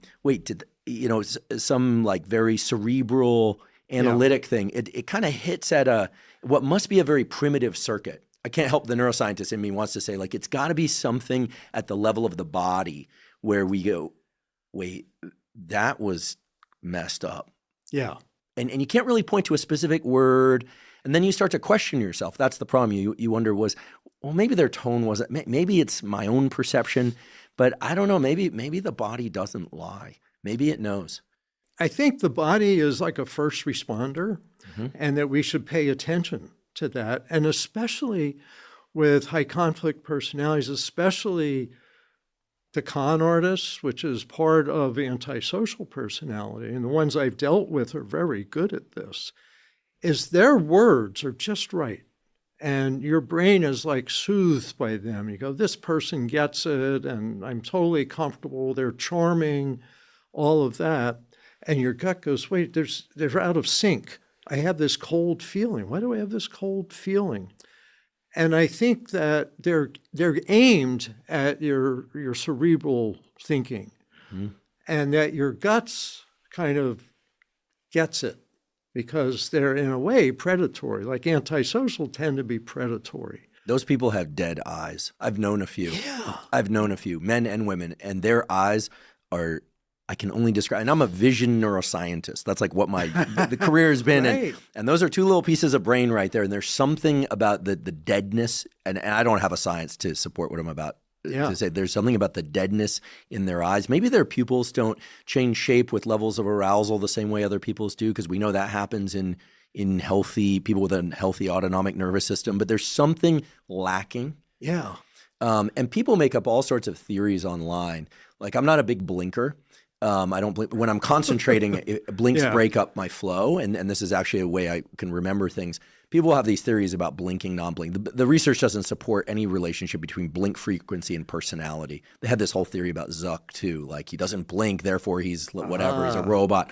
None of that holds up. What does hold up, however, is this mismatch between words and the affect that it creates in us. Yeah. It's sort of like it sounds right, but it doesn't feel right. I wish we understood more about this at the level of science. There are a lot of theories, not a lot of tools. Someday, I think, yeah. Yeah, the tools for measuring this stuff are getting better. I wanted to ask you about other ways of just knowing if you're interacting with a high conflict person when the cues are more subtle. Are there other things or examples of the web method that come to mind? Well, for me, of course, dealing like with court especially, there's a lot of stuff in writing. And so being able to look at what's written and a lot of blame words, the all or nothing words, she did this and she did that, and disparaging words, she's stupid or whatever, or he's a bully, he's this and that, which triggers for me, maybe he is, or maybe the person saying it is, but it heightens my attention. Yeah, how do you disambiguate between projection and a real thing? Like online now, I mean, one of the fastest ways to get a popular social media account is for somebody to give advice about how to avoid bad people. You know, name calling, gaslighting, narcissist, sociopath, psychopath, history on it. Like these are clinical terms that now the general public can leverages to, like, you know, sort of amplify community. And then in part, I understand from talking to people on the tech side is that social media is social. Right. The accounts that grow fastest are the ones where you don't need much language to convey what you're trying to convey, like a sport or dance or an animal.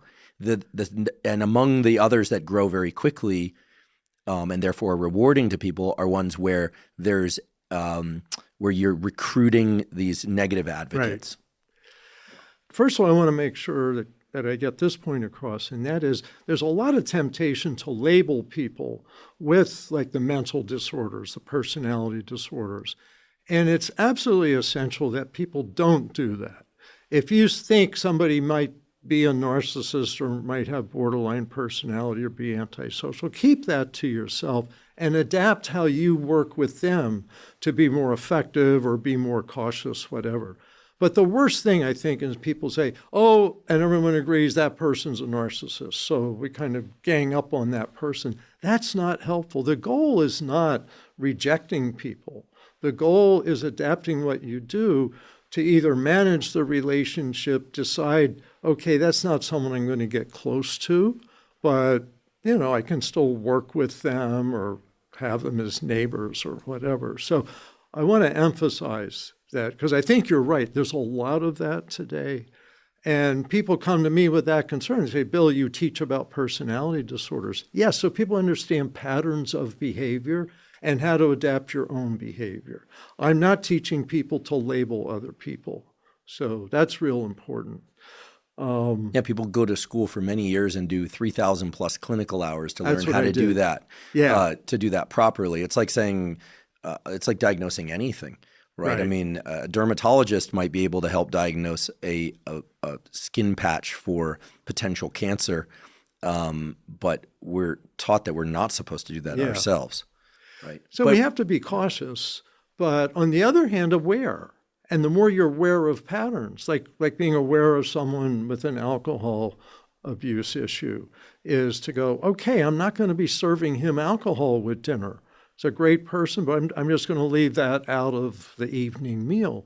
Adapt to what we do rather than judging them. And I don't see people with personality disorders as lesser beings. I see them as having a different set of behaviors that they acquired pretty much in childhood. So I don't hold it against them. I may dislike their patterns of behavior, but I really don't hate people like that. I've been a therapist with clients like that. So I think our awareness needs to be there so we adapt how we work with people. But I think the gut feeling is so important. And as a therapist, I was trained, pay attention to your gut because that's going to help you with your clients. And that's why the web method, their words, their behavior, but how I feel often gives me tips. You mentioned before, and I think it's really important to highlight that people's patterns of interactions across a lot of different domains, with the teachers in the school, with close family members, with the people that know them best at work, that these different types of relationships reveal a pattern. And one of the things, just speaking from my own experience, is that I've tended to, where I've gone wrong, I've tended to overemphasize the importance of like a credential. For instance, some of my past romantic relationships have been with people who are highly educated, some less higher education, all extremely smart people, some more formal, some less formal education. But I think that I and other people sometimes will look at the CV of somebody, and of course that's not the only indication of their their values, et cetera. And to overemphasize like, oh, well, they did difficult things in a difficult setting and therefore must be a good person. Like, so would you say that these high conflict personalities exist more or less in high competition venues versus low competition venues? I don't want to make this about socioeconomic status; those things correlate. But all too often we tend to do the kind of good on paper analysis, and forget the how do they actually measure up in real life? Yeah. I would say, first of all, that we see high conflict people in every occupation, in every culture, in every community, every economic status. I think that, I don't think there's research on this, but I think that healthcare and higher education are two fields where there's a slightly higher incidence of high conflict people because there's a higher also I would say churches, and we get consultations with churches sometimes. There's a high tolerance for behavior that's outside the norm. So you said higher education and healthcare in particular. And so I would say churches. Are you talking about physicians and universities? Yes. So students and faculty and staff? Yes, both. Administrators sometimes. And I believe it's because of the higher tolerance. Administrators. Just kidding. I've been blessed with good administrators. I've been blessed with great administrators. Let me mention, I do a lot of consultation. And one of the things that people come to me about is people with little power bases, like department heads in universities. I remember one university I did a consultation with about a department head, and they were a medical school. And they had a high conflict person high up in the structure who was really, I was told, damaging some of the students' careers because they looked at them cross-eyed or something like that, so they wouldn't write the kind of recommendation that they needed. And how can we deal with this person? Because they're embedded in their position. So gave them a variety of tips. But that's why I think people do need to have their eyes open in these fields.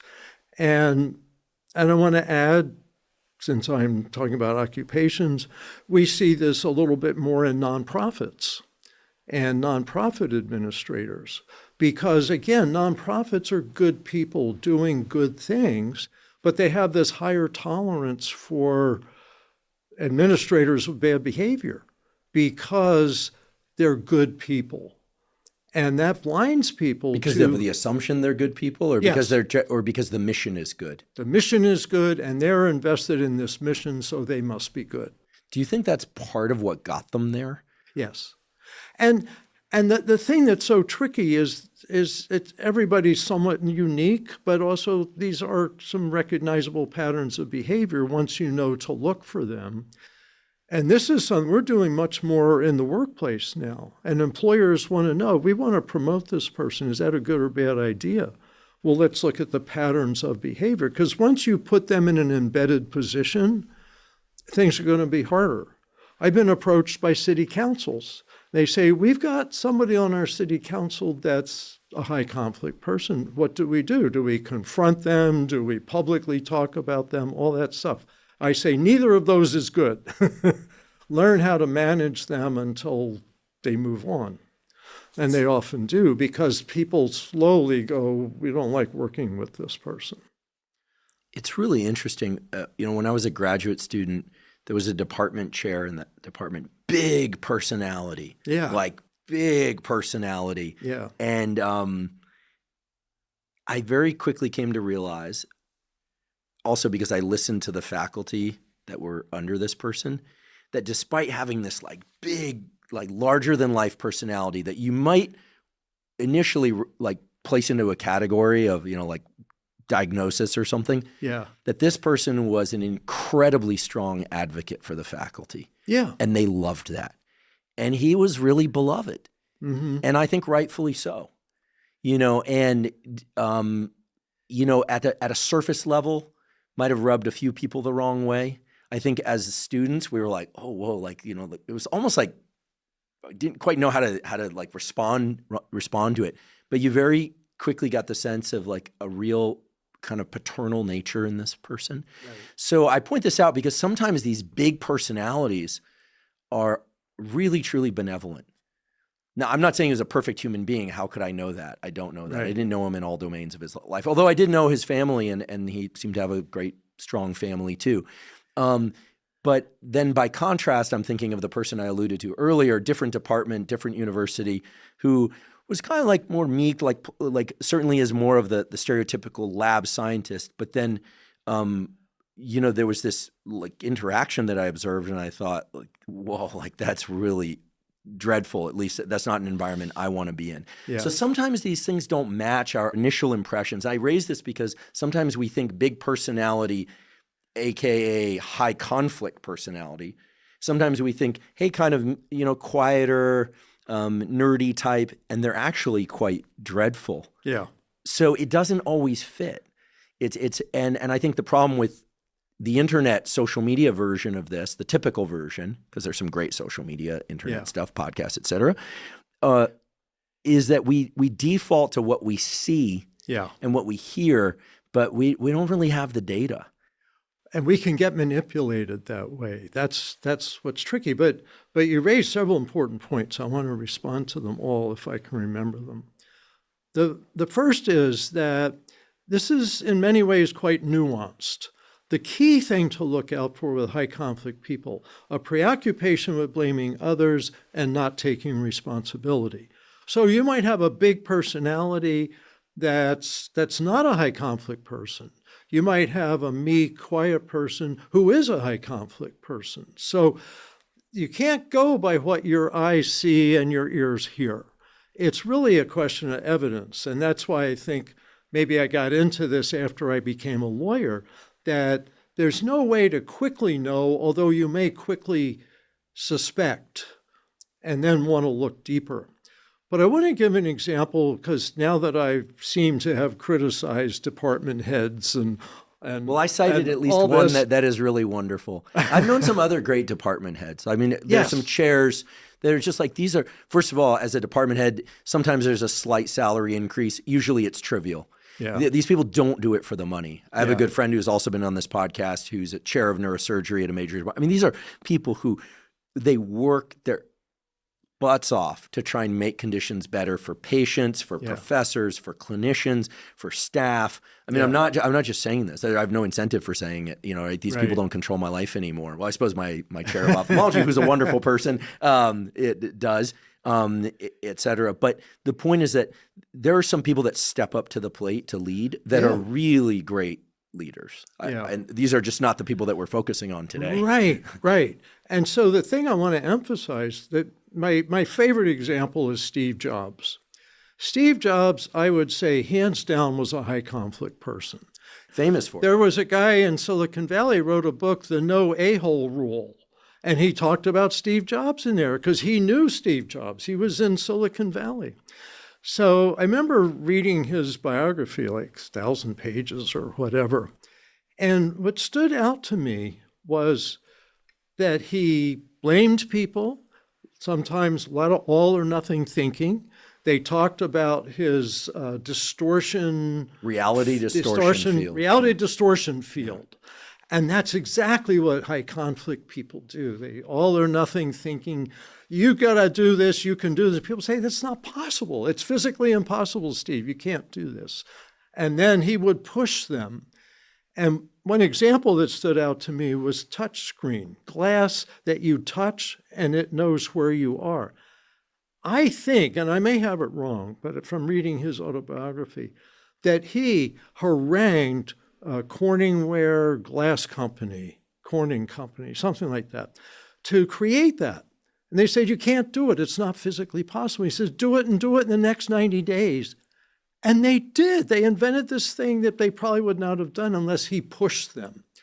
So high conflict person, but I don't think he had a personality disorder. People say, oh, is he an incredible narcissist? But Personality disorder is characterized by lack of change, lack of self-awareness, lack of flexibility, and they shoot themselves in the foot, and it interferes with their success. He, I think, was close to that, but he had enough flexibility, and he picked a team that pushed back on him, and he liked that.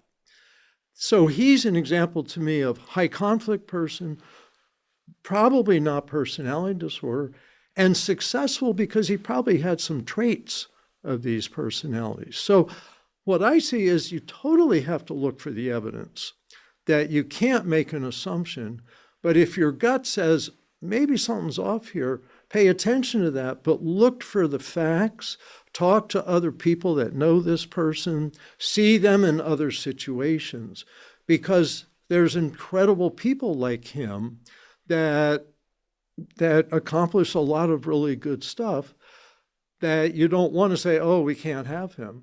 Apple fired him in the 1990s, and he seemed to learn from that. He seemed to grow from that. People with personality disorders don't seem to grow and change, and that's their problem. They're stuck. High conflict people, they blame others. If they have some traits, maybe you can do a workaround.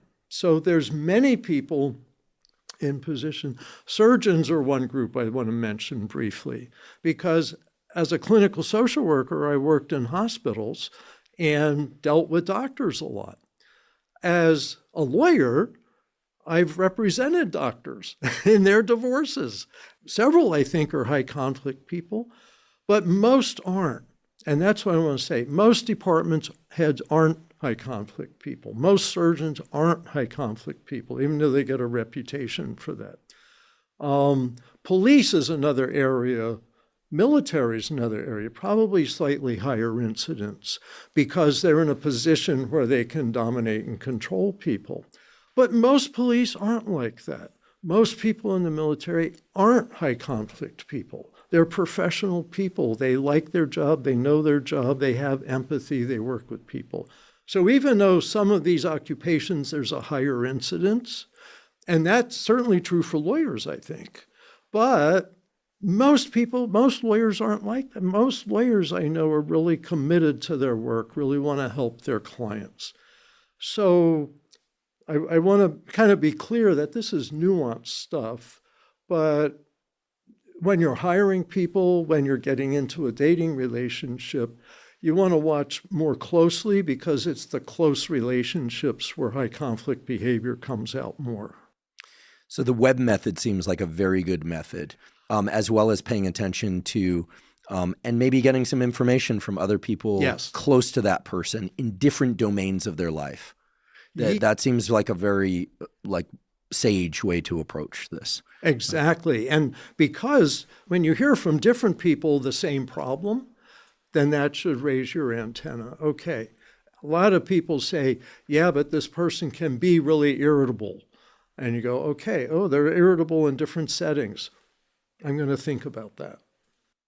What about when somebody is already involved with a high conflict person and they want to disentangle?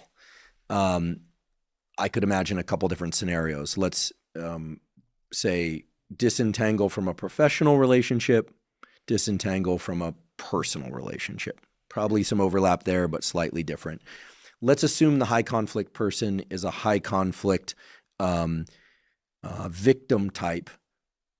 Then let's compare that to if the high conflict person is more of a combative type. Maybe we'll start with the combative type. So if you're dealing with a combative, maybe even, dare we say, narcissistic type, I don't know that we should diagnose, Sure.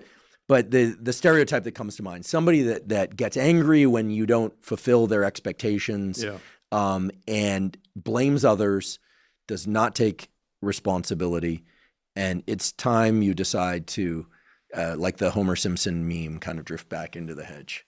Is that the way to do it? Or do you lay a clear line and say, listen, I'm not going to tolerate this anymore. I'm out. It's really somewhat dependent on the nature relationship. I do a lot of consultation. We do a lot of training with High Conflict Institute. So we get, married people getting divorced. We get business partnerships where there's one partner that they going, we got to deal with this. We have employees trying to get away from a high conflict supervisor, and we have supervisors trying to deal with a high conflict employee. So there's slightly different settings. You know, the most common situation is going to be where somebody has a friend or a romantic partner or a business professional partner they want to get out of. So I suppose any of those. A close, so a partner kind of relationship. Yeah, something where the person expects to hear from you on a fairly regular basis, expects things from you. Could be professional things, could be personal things, but where there's an ongoing expectation that you show up emotionally, physically, financially, whatever. Yeah. So first of all, we strongly recommend against the direct hit is don't tell the person, look, you do this, and this, and that's terrible, and I don't want to work with you, I don't want to be in a relationship with you, I don't want to be close to you because of your behavior. That high conflict people puts them through the roof. They will defend themselves, and for the next months or years, they may put you in litigation, they may stalk you, depending on your relationship. They will hate you for that. They'll blame you. They will blame you, and that fulfills their picture that it's all your fault. And now, look, you have violated the most basic thing, is that you will never blame me. So don't blame them. Second thing is, don't blame yourself, because that reinforces to them. Like if you say, I just can't, I'm a sensitive person and I just can't, keep up with you. I know I'm defective and I know I'm no good at this, and this. And so I just have to end this relationship. And I so much apologize. It's all my fault. I do everything wrong, and I'm going to go really look at myself and get some therapy, and I'm so sorry, but I just can't, keep up with you. You're such a really good this, and this, and I just can't keep up with that. Well, they're going to blame you for that. And you're, depending on their personality, if they tend to have borderline traits, they're going to feel abandoned by you. If they have narcissistic traits, they're going to feel put down by you. They're going to, because you're supposed to see them as superior. If they have antisocial traits, they're going to feel like, wait a minute, you're supposed to be submissive to me, and yet you're walking away. So you don't want to blame yourself. So you're going to go, well, what's left? What's left is we aren't a good fit. Our goals have gone in different directions. I'm really ready for a career change. I want to go back to school, or, I just realized I'm not ready for a committed relationship. So it's not about you and it's not about them. It's not about blame. You want to try to keep it away from blame. Now, some people say it's dishonest to not tell them everything. And let's talk about brutal honesty. High conflict people really love brutal honesty, and they'll tell you, I'm just being honest, you're stupid or a jerk or whatever. That's high conflict people. Reasonable people don't tell everybody every negative thing they think. That's just not healthy for relationships. So it's okay to say, we seem to be going in different directions, or I have different plans, I've realized I want to change. So those are basic principles. The worst thing in ending a relationship or reducing contact is to go back and forth.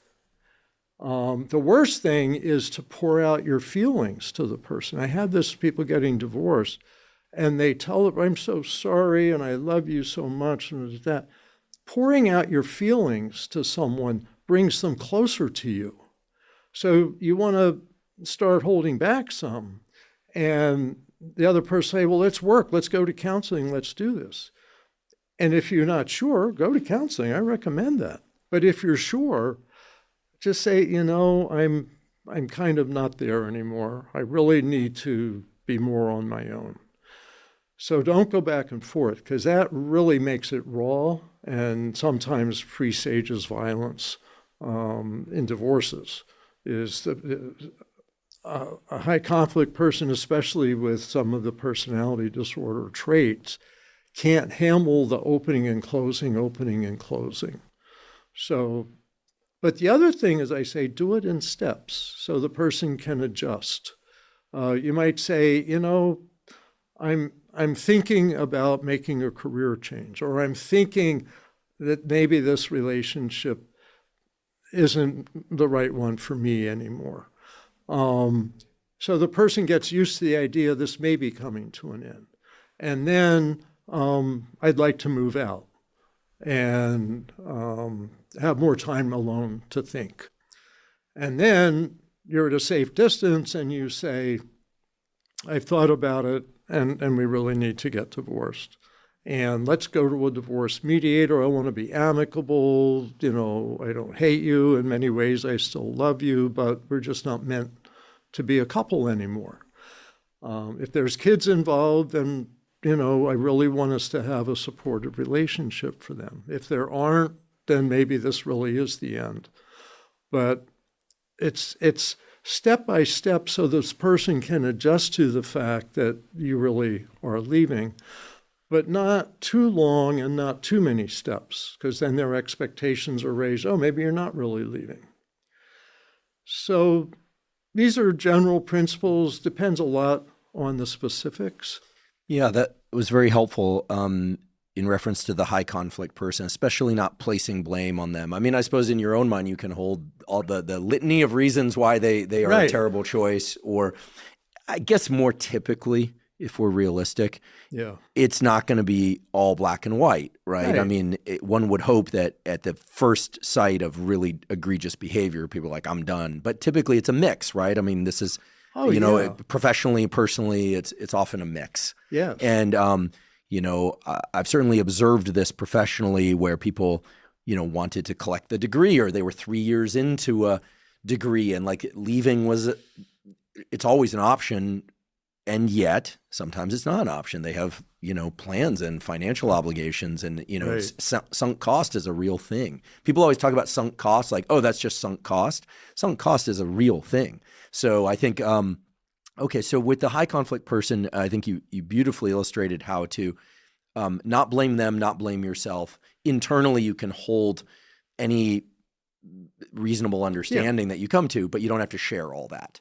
And that you don't want to oscillate in indecision, but that perhaps things, some staging of the exit, not staging theatrically, rather staging meaning in stages, increments would be a better word.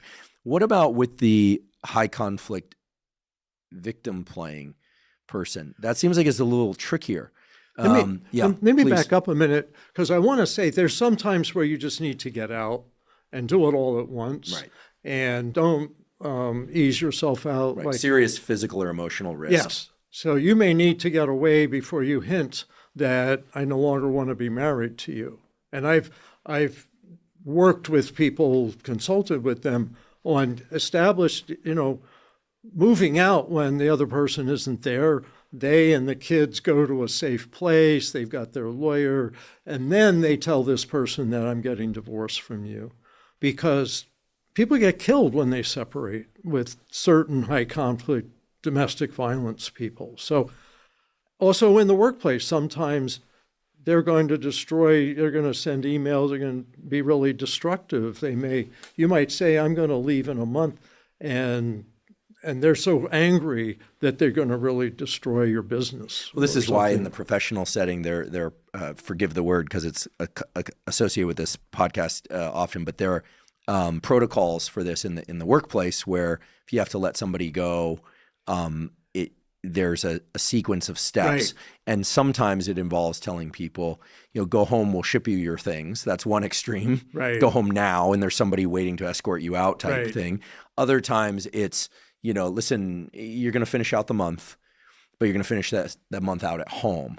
Other times it's, hey, you're welcome to stay and continue to participate, but by X date, that's their final day. So there's any number of different variations on these themes in the professional setting. And it sounds like there's any number of different variations in the personal setting too. It's nuanced. And that's where getting consultation, having a therapist, a lawyer, a high conflict consultant, someone that you kind of walk it through with, maybe even practice what you're going to say with. A third-party observer seems really key, right? Often. Just for peace of mind. Yes. Right. So mostly gradual, but sometimes fast. Really depends. Mm-hmm. Now, you asked about the person who plays the victim. And I would suggest that that's very common with high conflict people, that when aggressive behavior doesn't work, they switch to, oh, how can you do this to me? I'm so sad. And what's interesting, the word that I didn't come up with this, other people came up with in divorce settings, where let's say you're divorcing someone with high conflict personality, and they're like, I hate you, don't leave me kind of personality. And so, I'm divorcing you, and they're like, rage at you, and then, no, I'm really leaving. Then they switch and beg and plead.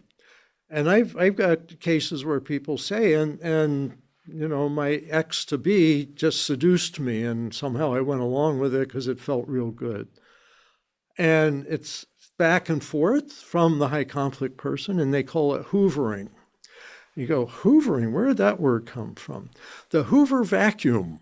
Oh, what happens is they vacuum, they suck you back into the relationship.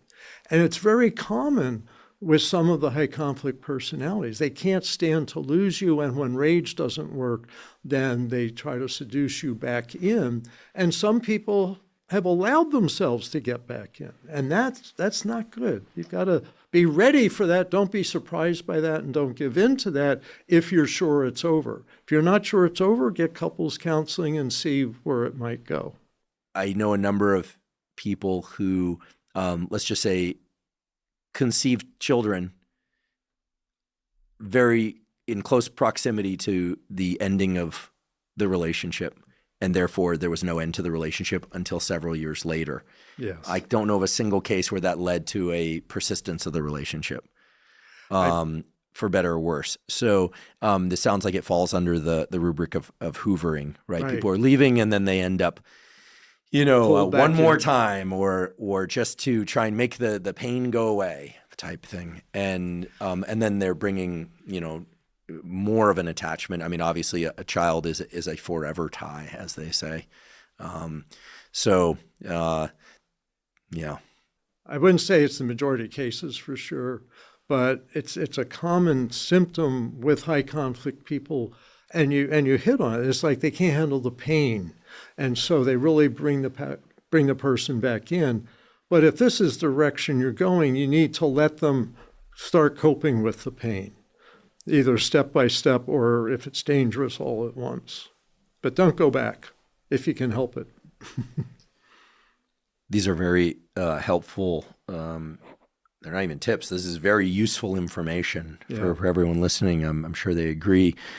We had a guest on this podcast, Jonathan Haidt, who's written the book Anxious Generation, The Coddling of the American Mind. And he mentioned some statistics that younger folks, so high school and younger, have seemed to lost or are losing the capacity to arbitrate among themselves. That now more typically, if there's a conflict, and here we're assuming not extreme conflict or anything criminal, but where there's a conflict between two kids at school and they bring it to the authorities. When I was growing up, that was called tattling. Right. You were called a rat, and it got you semi-ostracized if you did it. You learn quickly, don't do it. Either you learn directly or you learn by observation. You don't be a tattletale. He claims that nowadays there's more of this lack of ability to arbitrate and kids calling out other kids publicly, and that parents are doing it now too. And this seems worrisome in that it seems like it would foster this group segregation and cultivating through emotional contagion, blaming of others and negative advocates. I mean, I don't want to blame social media for everything because I love social media for certain things. I exist on social media for a number of things that I believe are truly benevolent. So I'd be a hypocrite if I said I didn't like social media. I love social media for certain things. But are you concerned about this? I mean, this seems like a real issue. I mean, the profession of law exists because of a lack of ability for people to arbitrate among themselves. But that's not what we're talking about here. We're not talking about people bringing in therapists or lawyers to really help, mediators. We're talking about just people going to the authorities or online and trying to create some drama for what? To what end? Yeah. I think in some ways, to some extent, that's high conflict parents who see everything in all or nothing terms, see their kids as offended by other kids, or they're protecting their children. And I am concerned about it. And I also agree it isn't just social media. In many ways, I've been watching this since families got smaller. So I remember growing up, most families had several kids. The divorces I do now often have one or two kids. And that's been true in many ways since the 1970s. And a lot of it has to do with birth control. So don't just blame social media, also blame birth control. That when people could decide how large a family they have, they decided to have smaller families. So birth control pills came out in the 60s, and the 70s, suddenly we started noticing people are having two kids. And by the 80s, 90s, 2000s, a lot of people have one kid. My most high conflict divorce cases have one kid because it's hard to share one kid. It's a little bit easier to share two kids. It's a lot easier to share four kids. It's like, you can have them for the weekend. I'm not going to fight with you about that. Please take them. And the small family, and this is, I think, structurally a lot, the small family structure is feeding parents becoming enmeshed with their kids, some parents.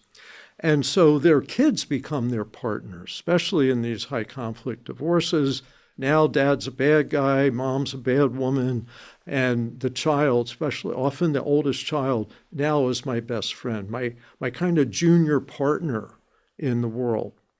And that's where you see you start getting alienated kids. Now they hate dad and mom's perfect, or they hate mom and dad's perfect. Parental estrangement is growing. Yes. Like crazy as a phenomenon. We're heading towards the holidays in a few weeks and months, and this is going to come up. Right.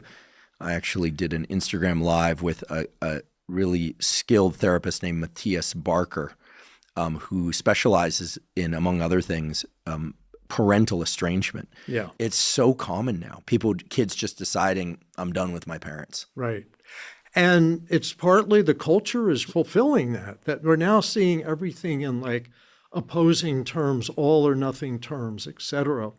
And the big message I want to get across with this, with all parents and kids, is it's a question of skills, that the kids aren't growing up with the skills to manage the nuances.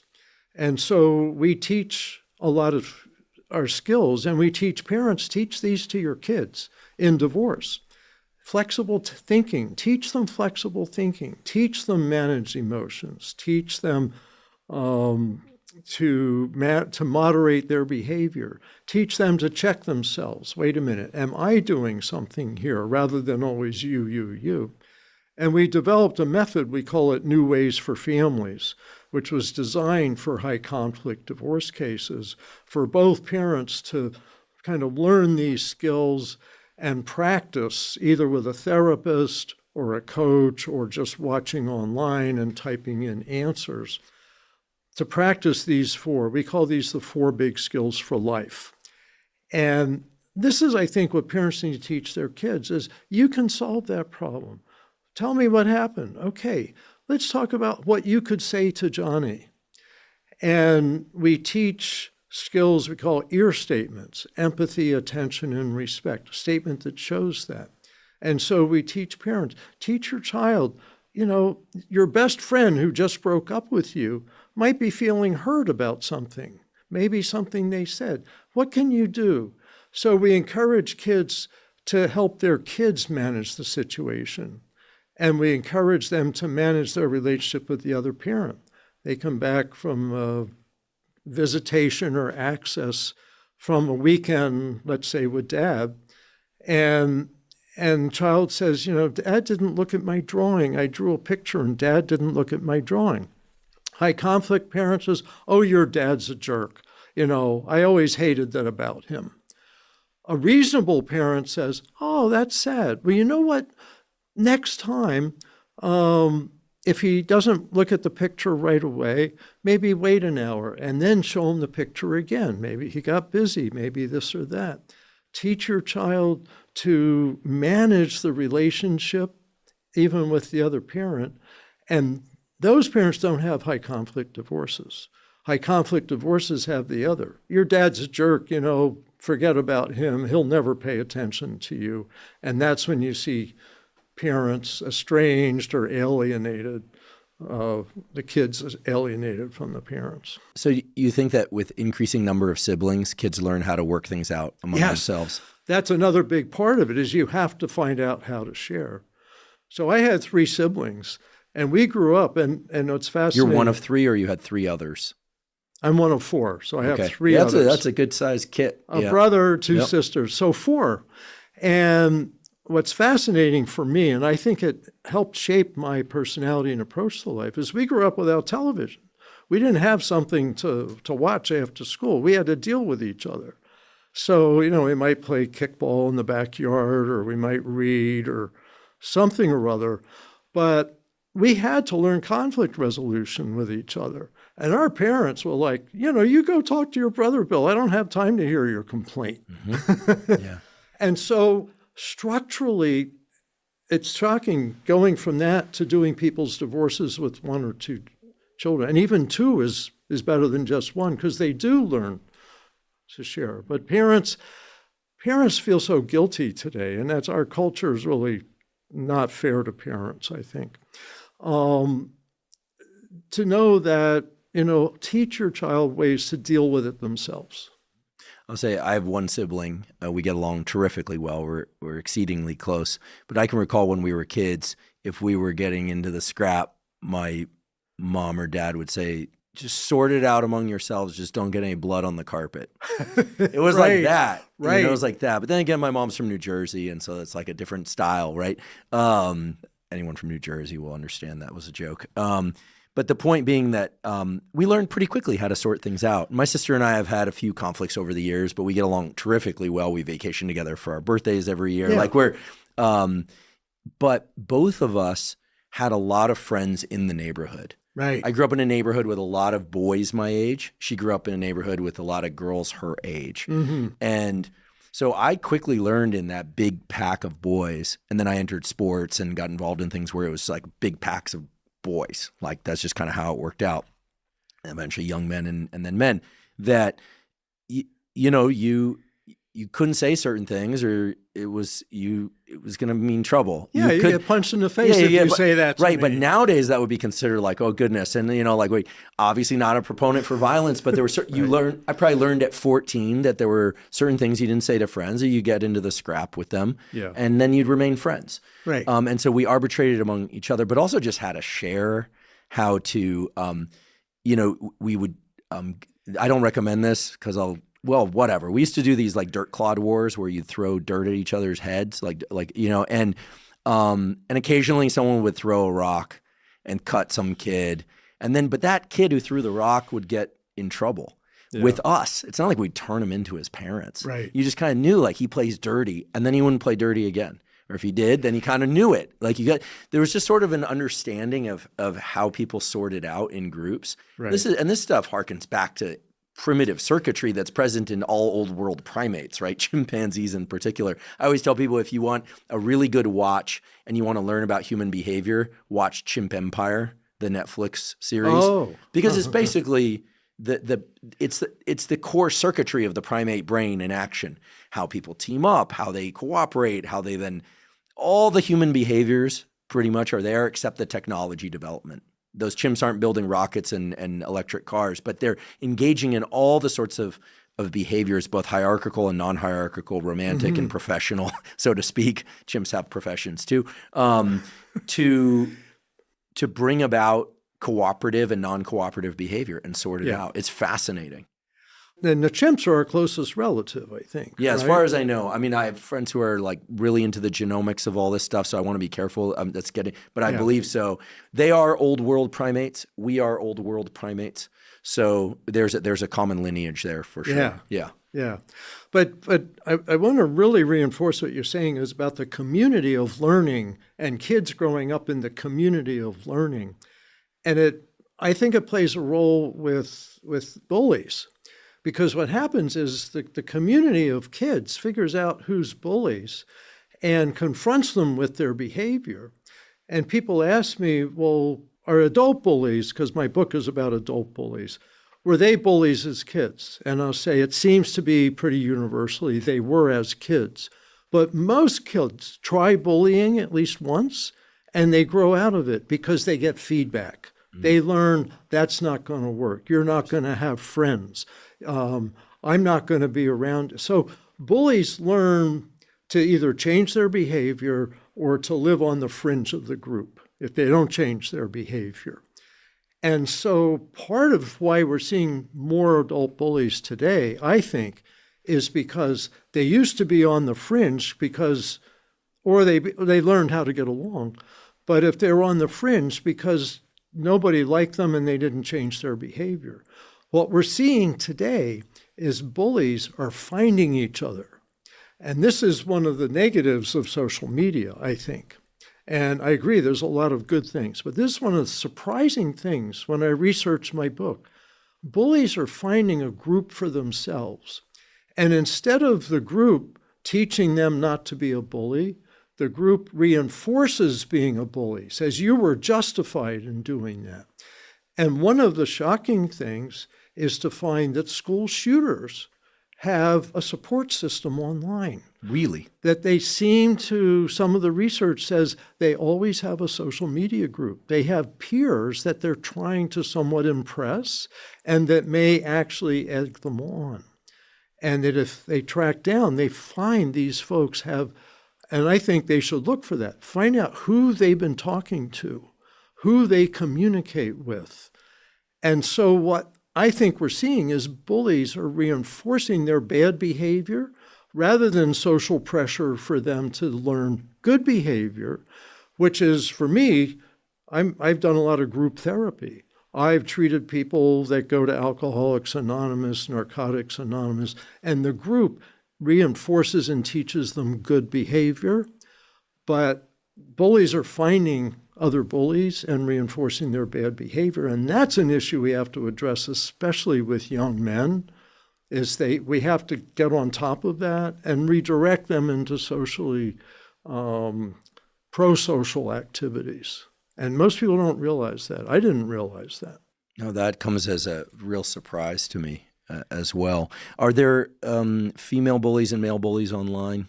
Or is it more typical that there are groups of male bullies online? I haven't heard about female bullies finding each other. Well, actually, I should take that back. And this gets into a sensitive area about personality disorders. But borderline personality disorder is one of the more treatable personality disorders. And people become aware that they have this disorder a lot from internet information. But what seems to happen, there's a couple stages for them. They become aware before they change their behavior. And like DBT, dialectical behavior therapy, is a really good treatment for that. But therapists, and my wife is a DBT therapist, said that they become aware of it before they change their behavior. So they do self-sabotaging things, even though they shouldn't. I know I shouldn't do this, and then finally they learn to change their behavior. Well, some people are discovering their borderline and finding other people online and reinforcing their borderline view of the world. There's evil people and good people. And occasionally they write reviews of my books. and say how awful a person I am because I talk about personality disorders, even though I say don't identify anybody. And I believe personality disorders in most cases could be helped if they're open to that. So I think there's some degree of say, female people with that personality finding each other and reinforcing that behavior.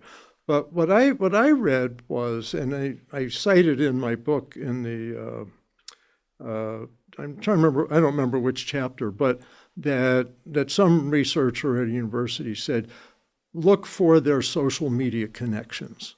And you'll find that there was a reinforcement of this behavior rather than people saying, hey, you can't do that, you've got to cut it out.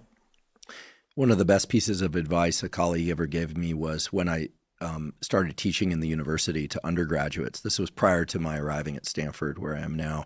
I had this big class, and this colleague who's a neuroscientist, very esteemed neuroscientist, but also trained as a psychiatrist, he's an MD, he said, just remember the statistics on various psychiatric and personality disorders. You know, you've got 1% of the population is schizophrenic, you've got 10% at any time that's probably experiencing major depression, you've got borderline, you've got and he said, so when you look out on your classroom, just understand that it's a not necessarily representative population, but that those challenges, he posed in the right way, he was patient-oriented, those challenges are present in that population.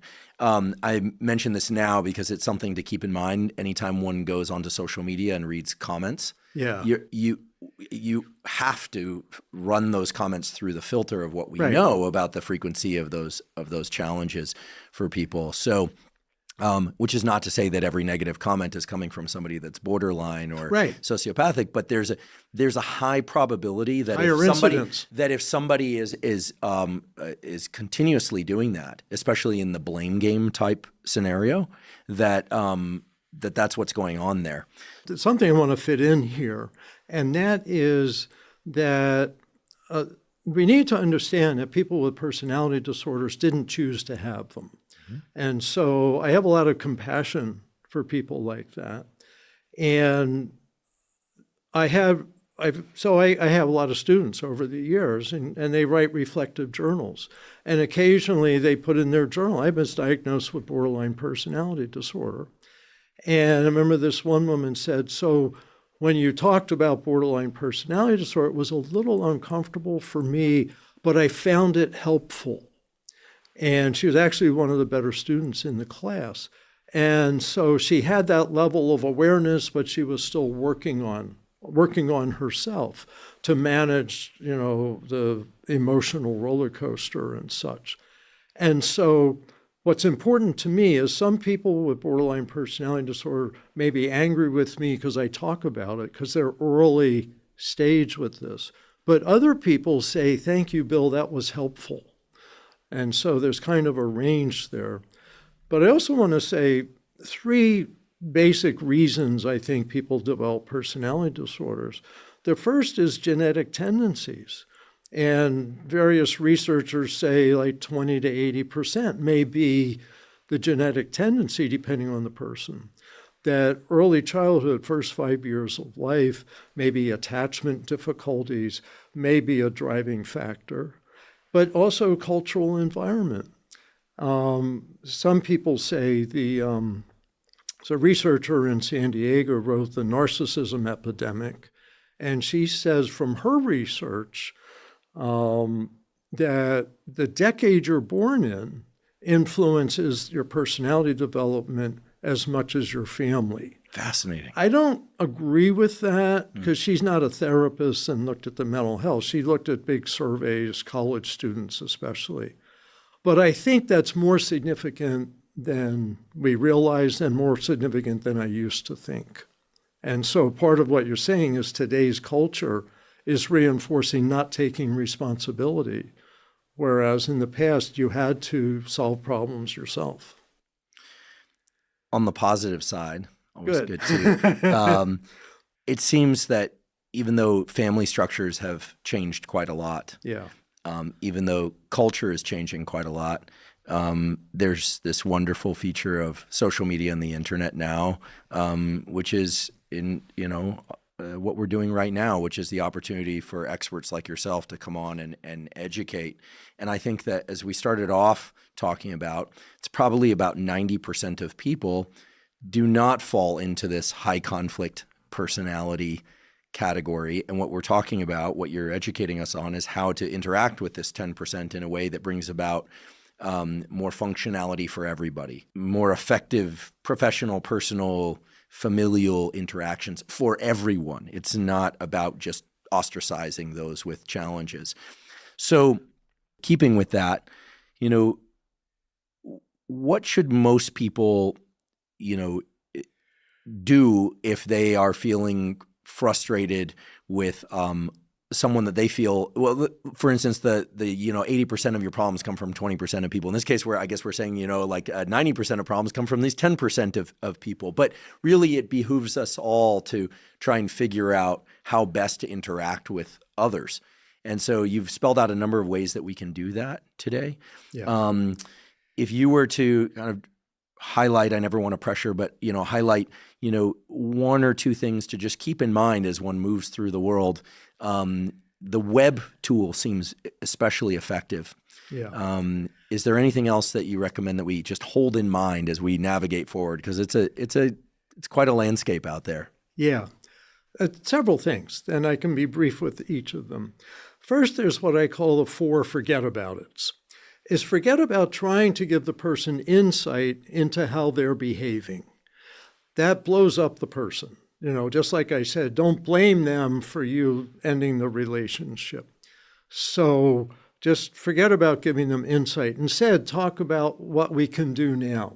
Talk about options. Talk about, don't go inward with them, go outward with them. So when you go inward, you escalate their defensiveness. So don't try to give them insight into themselves. And a lot of people say, how can I make him see that what he's doing is so wrong? Or how can I make her understand that she's creating the problem we're trying to solve? Just forget about that. Talk about, okay, here's what our options are. Let's talk about what to do. Second is, don't emphasize the past. And people argue forever with high conflict people about the past, and you never resolve the past with a high conflict person. And I'll tell you in a minute why that may be. Focus on what to do now and the future. Future focus, not past focus. Maybe you need some information to understand a problem, but then emphasize the future. The third is, don't focus on emotions. And especially don't yell at them, don't burst into tears, don't tell them how frustrating they are, all of that. And this is what I'm going to tell you now is a theory that I hope someone figures out. And that is, people with personality disorders and high conflict personalities don't seem to go through the 5 stages of the grieving and healing process. Denial, anger, bargaining, depression, sadness, and acceptance. They seem to get stuck at denial and anger. So what happens is they don't resolve things. They don't, quotes, get over things. They don't get over the divorce. They don't get over the job loss. They don't get over having to sell their house because they couldn't pay the mortgage. They don't experience the normal human healing and grieving process. So they're stuck. And so a lot of situations with them turn to anger. They're angry, but they're not resolved. So high conflict people are constantly talking about the past and how aggrieved they are. They shouldn't have done that to me. I was right to have done this. And people start noting, when I say that, like students in my class, say, oh yeah, that's what I see. They keep repeating themselves. And they go to as many people as they can and tell the story. I believe they're trying to grieve and heal, but they don't have the mechanism. And I don't know exactly why. So I'm hoping someday neuroscience will figure out what connection is missing and can we give people that so that they can grieve and heal. Well, what that means is if you focus on emotions, you're focusing on an area that's unresolved and has a lot of hurt. And so if you say, well, how do you feel about that? They almost always say, I feel terrible. I suggest not saying, how you doing today? Because the answer I get is terrible. You know what she did yesterday. You know what he did last week. So instead, do small talk, do it about anything except about how are you feeling today. So don't ask how you're feeling. Focus on thinking and doing. And an example I teach lawyers and mediators is don't say, how do you feel about that proposal? Say, what do you think about that? Could you picture doing that? How could you do that? How could that work for you? Because if you focus, how do you feel? I feel insulted. I feel abandoned. And then they drown in that. And next thing you know, you've lost them. So avoid emotions. Don't focus on emotions, but acknowledge emotions. Say, I can see your frustration. Now, here's how I can help you today. The fourth is, don't use names, don't label people, don't say you're a high conflict person. And lawyers do that to motivate their clients. It doesn't work. Don't say you have a personality disorder. You may be wrong, and that never motivates anybody. So that's the 4 forget-aboutits. So that's key stuff for people to avoid. So that was a long answer, but when you're ready, I have 4 simple tips for things to do. That was a great answer. Would love to hear the 4 simple tips for people to pay attention to. Okay, I'm so glad you asked that question. So we have what I call the CARS method, and we've actually trademarked this CARS method: connecting, analyzing, responding, and setting limits. First is connect with the person. So someone's angry with you, or you're trying to help somebody with their problem, is connect with them by giving them a statement that shows empathy, attention, and or respect. You know, I can see how hard this is. I see your disappointment. I hear your frustration.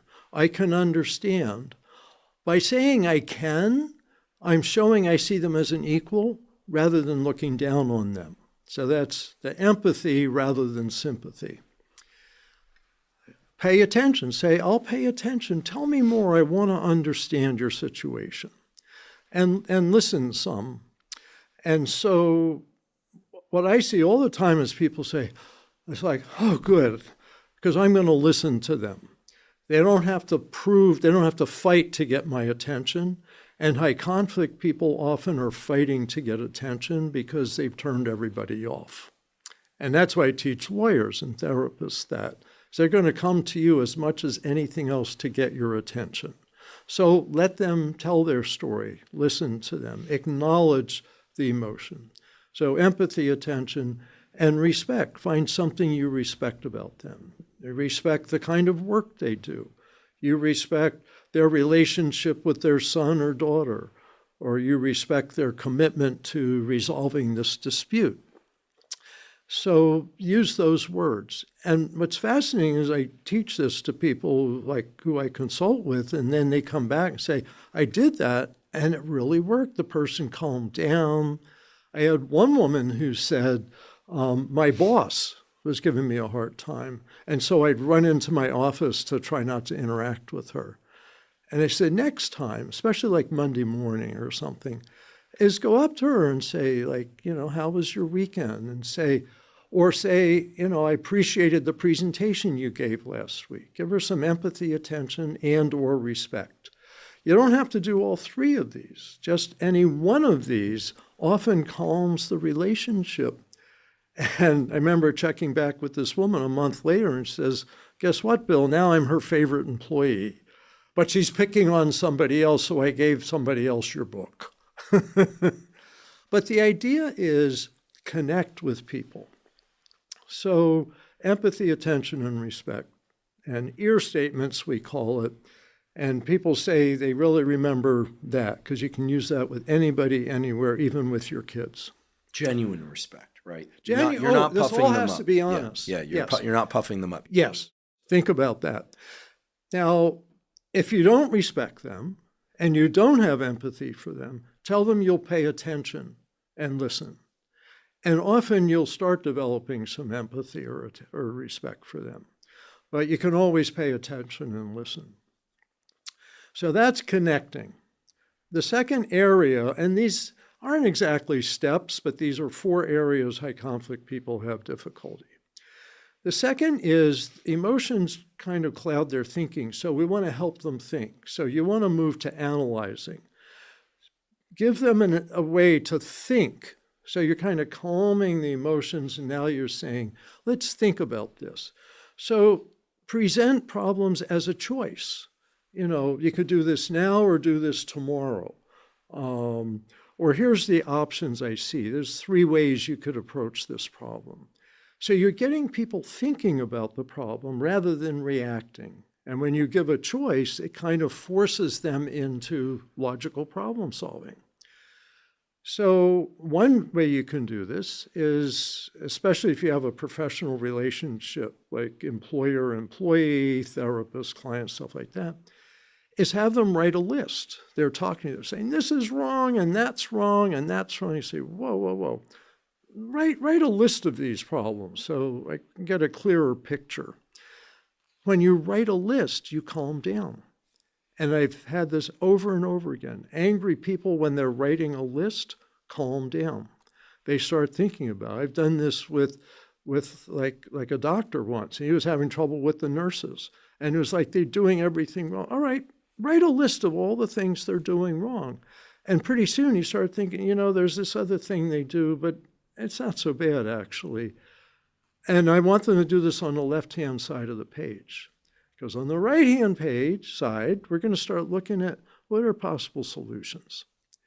And you really calm people down. I've done this as a mediator. I've had both people, okay, I want you to write 2 lists, like business partners. Now say you're trying to decide whether to split up or keep the business partnership.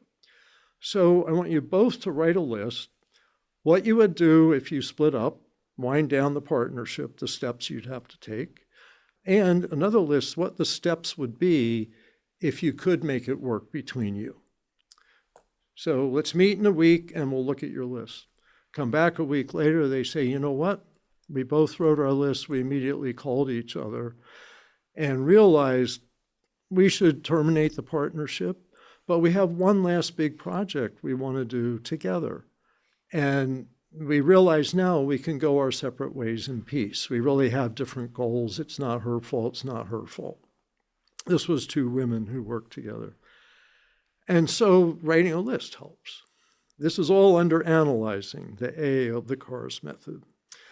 Having the person make a proposal. Say, make me a proposal. I tell managers, as soon as you can, tell your employees that now that I'm your manager, whenever you bring me a problem, and I want you to bring me problems when they're small, because conflicts that are small are much easier to resolve. Always bring a solution to the problem. I want to hear your proposed solution, because you know the problem better than I do. You're getting them to think. So high conflict people, I believe, have a bandwidth for problem solving, and some are brilliant heads of companies, inventors, all that stuff. They got a big bandwidth for conflict, but they also have a bandwidth for problem solving. You want to aim at that and bring that out. So that's analyzing. R is for responding. High conflict people, because they blame so much, are always saying, you should have done this, you didn't do that.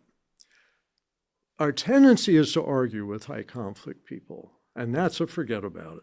You're trying to give them insight, it's not going to work. So instead, give them what we call a BIFF response. That's brief, informative, just straight information. Don't tell them you're wrong, just tell them what the information is. And do it in a friendly manner, and have it be firm, have it end the discussion. Most commonly, BIFF responses are in writing, and we teach this as an email method. And we estimate there's about 1 million people doing BIFF now, because we taught it to about 500,000 people, professionals and individuals. We've got 4 little BIFF books. We've got so it's videos. Brief, informative, friendly. And firm. Firm. And those 4 things. Friendly is immaterial? Well, a touch of friendliness. So what I say, like someone writes to you and say, you're doing everything wrong. And you write back and you say, thank you for telling me your concerns. Here's some information you may not, like say someone tells me, Bill, your methods are never going to work. And I get instantly defensive. And so thank you for telling me your concerns. You may not be aware, but about 1 million people are using this method now. And I wish you well. Something like that. Mm-hmm. So a touch of friendliness, doesn't have to be a lot. And firm doesn't mean harsh. It just means try to end the hostile conversation. So don't respond to their distortions, maybe even when they say you've done this or misinformation or hostility, is just give them a BIFF response. And I tell that sometimes to business owners, sometimes public figures, is they might say, like politicians sometimes, terrible things are said about them, and they go, but they're not true. And they're going to go, well, I'm going to ignore that because no one will believe that. But then people believe it. A great example, Domino's Pizza about 10 years ago. This is a great story. I love it, and I also eat Domino's Pizza. I won't get into the details, but somebody said something that grossed people out, and their stock just dropped. 2 employees did something to the pizza. So first, we're going to ignore that. Everyone's going to realize that was a dumb thing 2 employees did. Well, their stock dropped like 10% or something like that. So 2 days later, the head of Domino's Pizza puts out a 90-second video. And it gets spread around. And what he says is, 2 former employees did this gross thing, and that doesn't represent us. And most important to us is our customers. We're totally dedicated to you. This is never going to happen again. We've done everything to blah, blah, blah, blah, blah. So they bounced right back. And in my mind, 90-second video, didn't do a 20-minute explanation of how we do this, that. Just 90-second video, head of the company, put it out there, bounced right back. And to me, that was a BIFF response, even though we never heard of it. Brief, informative, friendly, and firm. So that's CARS, C-A-R. That's R. Yep. That's the responding. What's S? The S is setting limits. And this may be the most important with high conflict people, because one of their biggest problems is they don't stop themselves. They keep going in areas where most people stop themselves. They keep talking, they talk a lot, they create a problem and keep creating the problem. They don't stop. And so people around them have to stop them. And we're not used to stopping other people's behavior. Most people manage themselves. And part of writing my books is I believe today that we have more high conflict behavior, and everyone needs to learn skills to set limits on bullies, on high conflict people's behavior. It's all about behavior. They're not bad people, but they don't have the self-restraint. So setting limits, and key things here, don't blame them, don't blame yourself. Say there's a policy, there's a rule, there's a law, how it looks to people is do this instead of doing that. So that behavior. And if you keep doing that behavior, here's what the consequence is. So I have a method I call SLIC. So everything I've got initials. You got a lot of acronyms. That's all right. Scientists have acronyms. Military science and apparently Bill Eddy. High conflict methods. So SLIC is setting limits and imposing consequences. So with high conflict people, you might set the limit. Like you say, I'll give an example as a lawyer. I represented a woman victim of domestic violence. Her ex-husband-to-be didn't have a lawyer. So that means he's allowed to talk to me. I have to talk to him, negotiate, solve problems. So he calls me up and he says, we've got to solve this problem. You tell that blankety blank blank wife of mine. I said, hold on, you can't talk about my client that way. He said, I'll talk about her any way I want to. She's a blankety blank blank or whatever. So he didn't respect my limit at all. So then I said, if you keep talking like that, I'm going to hang up. And so it's up to you. He says, I'll talk about her any way I want, keeps talking like that. I said, okay, you've chosen for me to hang up. I'm hanging up now. Call me when you're ready to be civil. So, end the call. Next morning, he calls me back. He says, Mr. Eddy, we have to solve this problem. My blankety blank blank wife, and I say, hang on, remember, I'm going to hang up if you talk like that. He says, oh, no, don't hang up. We have to solve this problem. I'll try not to say those words.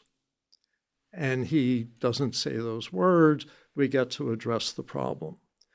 So the consequence is what stopped him, not the limit. And I think it's a brain thing that they're so absorbed in the emotions of the moment that they can't picture that their behavior has a consequence. So if the people around them point out there's a consequence if you do that, it's kind of a jolt to them. Oh, I don't want that consequence. And so with high conflict people, you often have to tell them the consequence when you set the limit and be ready to impose the consequence. So that's setting limits, imposing consequences. They have to go together with high conflict people. I love it. And I know that those listening and watching really appreciate this. I mean, these are incredibly valuable tools. I mean, I can say from my own life, and I know observing the experiences of others and what people have shared with me that here I have to be careful because I don't want to place blame. Right. Let me phrase this correctly, that the ability to navigate interactions with high conflict personalities well can lead to a dramatic improvement in people's lives, both for the non-high conflict personalities and the high conflict personalities. Right. And that a failure to do that does exactly the opposite. So look, I really want to thank you for doing the work that you do as a lawyer, as a therapist, the research that you've done. You're incredibly well researched and thorough. You sent me papers in advance of this, in addition to having written all these books that we'll provide links to in the show note captions. I've read several of them, but I plan to read the others as well. You have a book specifically on relationships.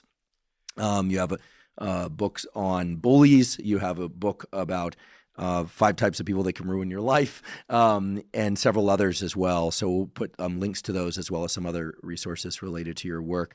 And also just want to thank you for, being a contributor to public education. I mean, that's what this podcast is. Mm-hmm. People listen to this podcast in hopes of gleaning information that they can really apply and that they can pass on to others.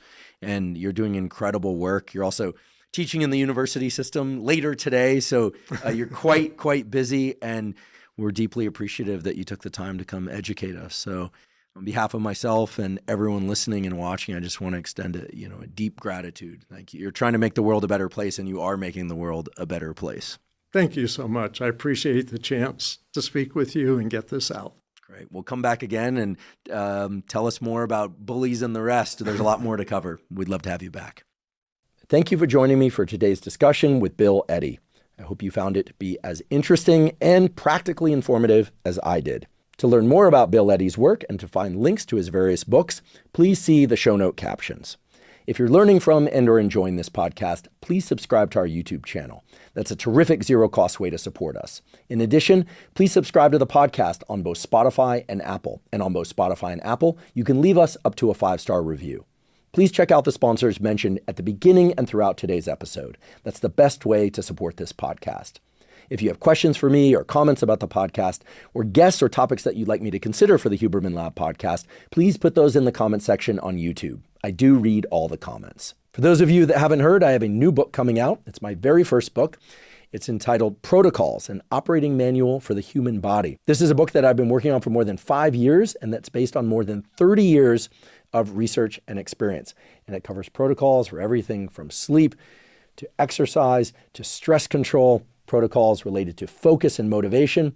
And of course, I provide the scientific substantiation for the protocols that are included. The book is now available by pre-sale at protocolsbook.com.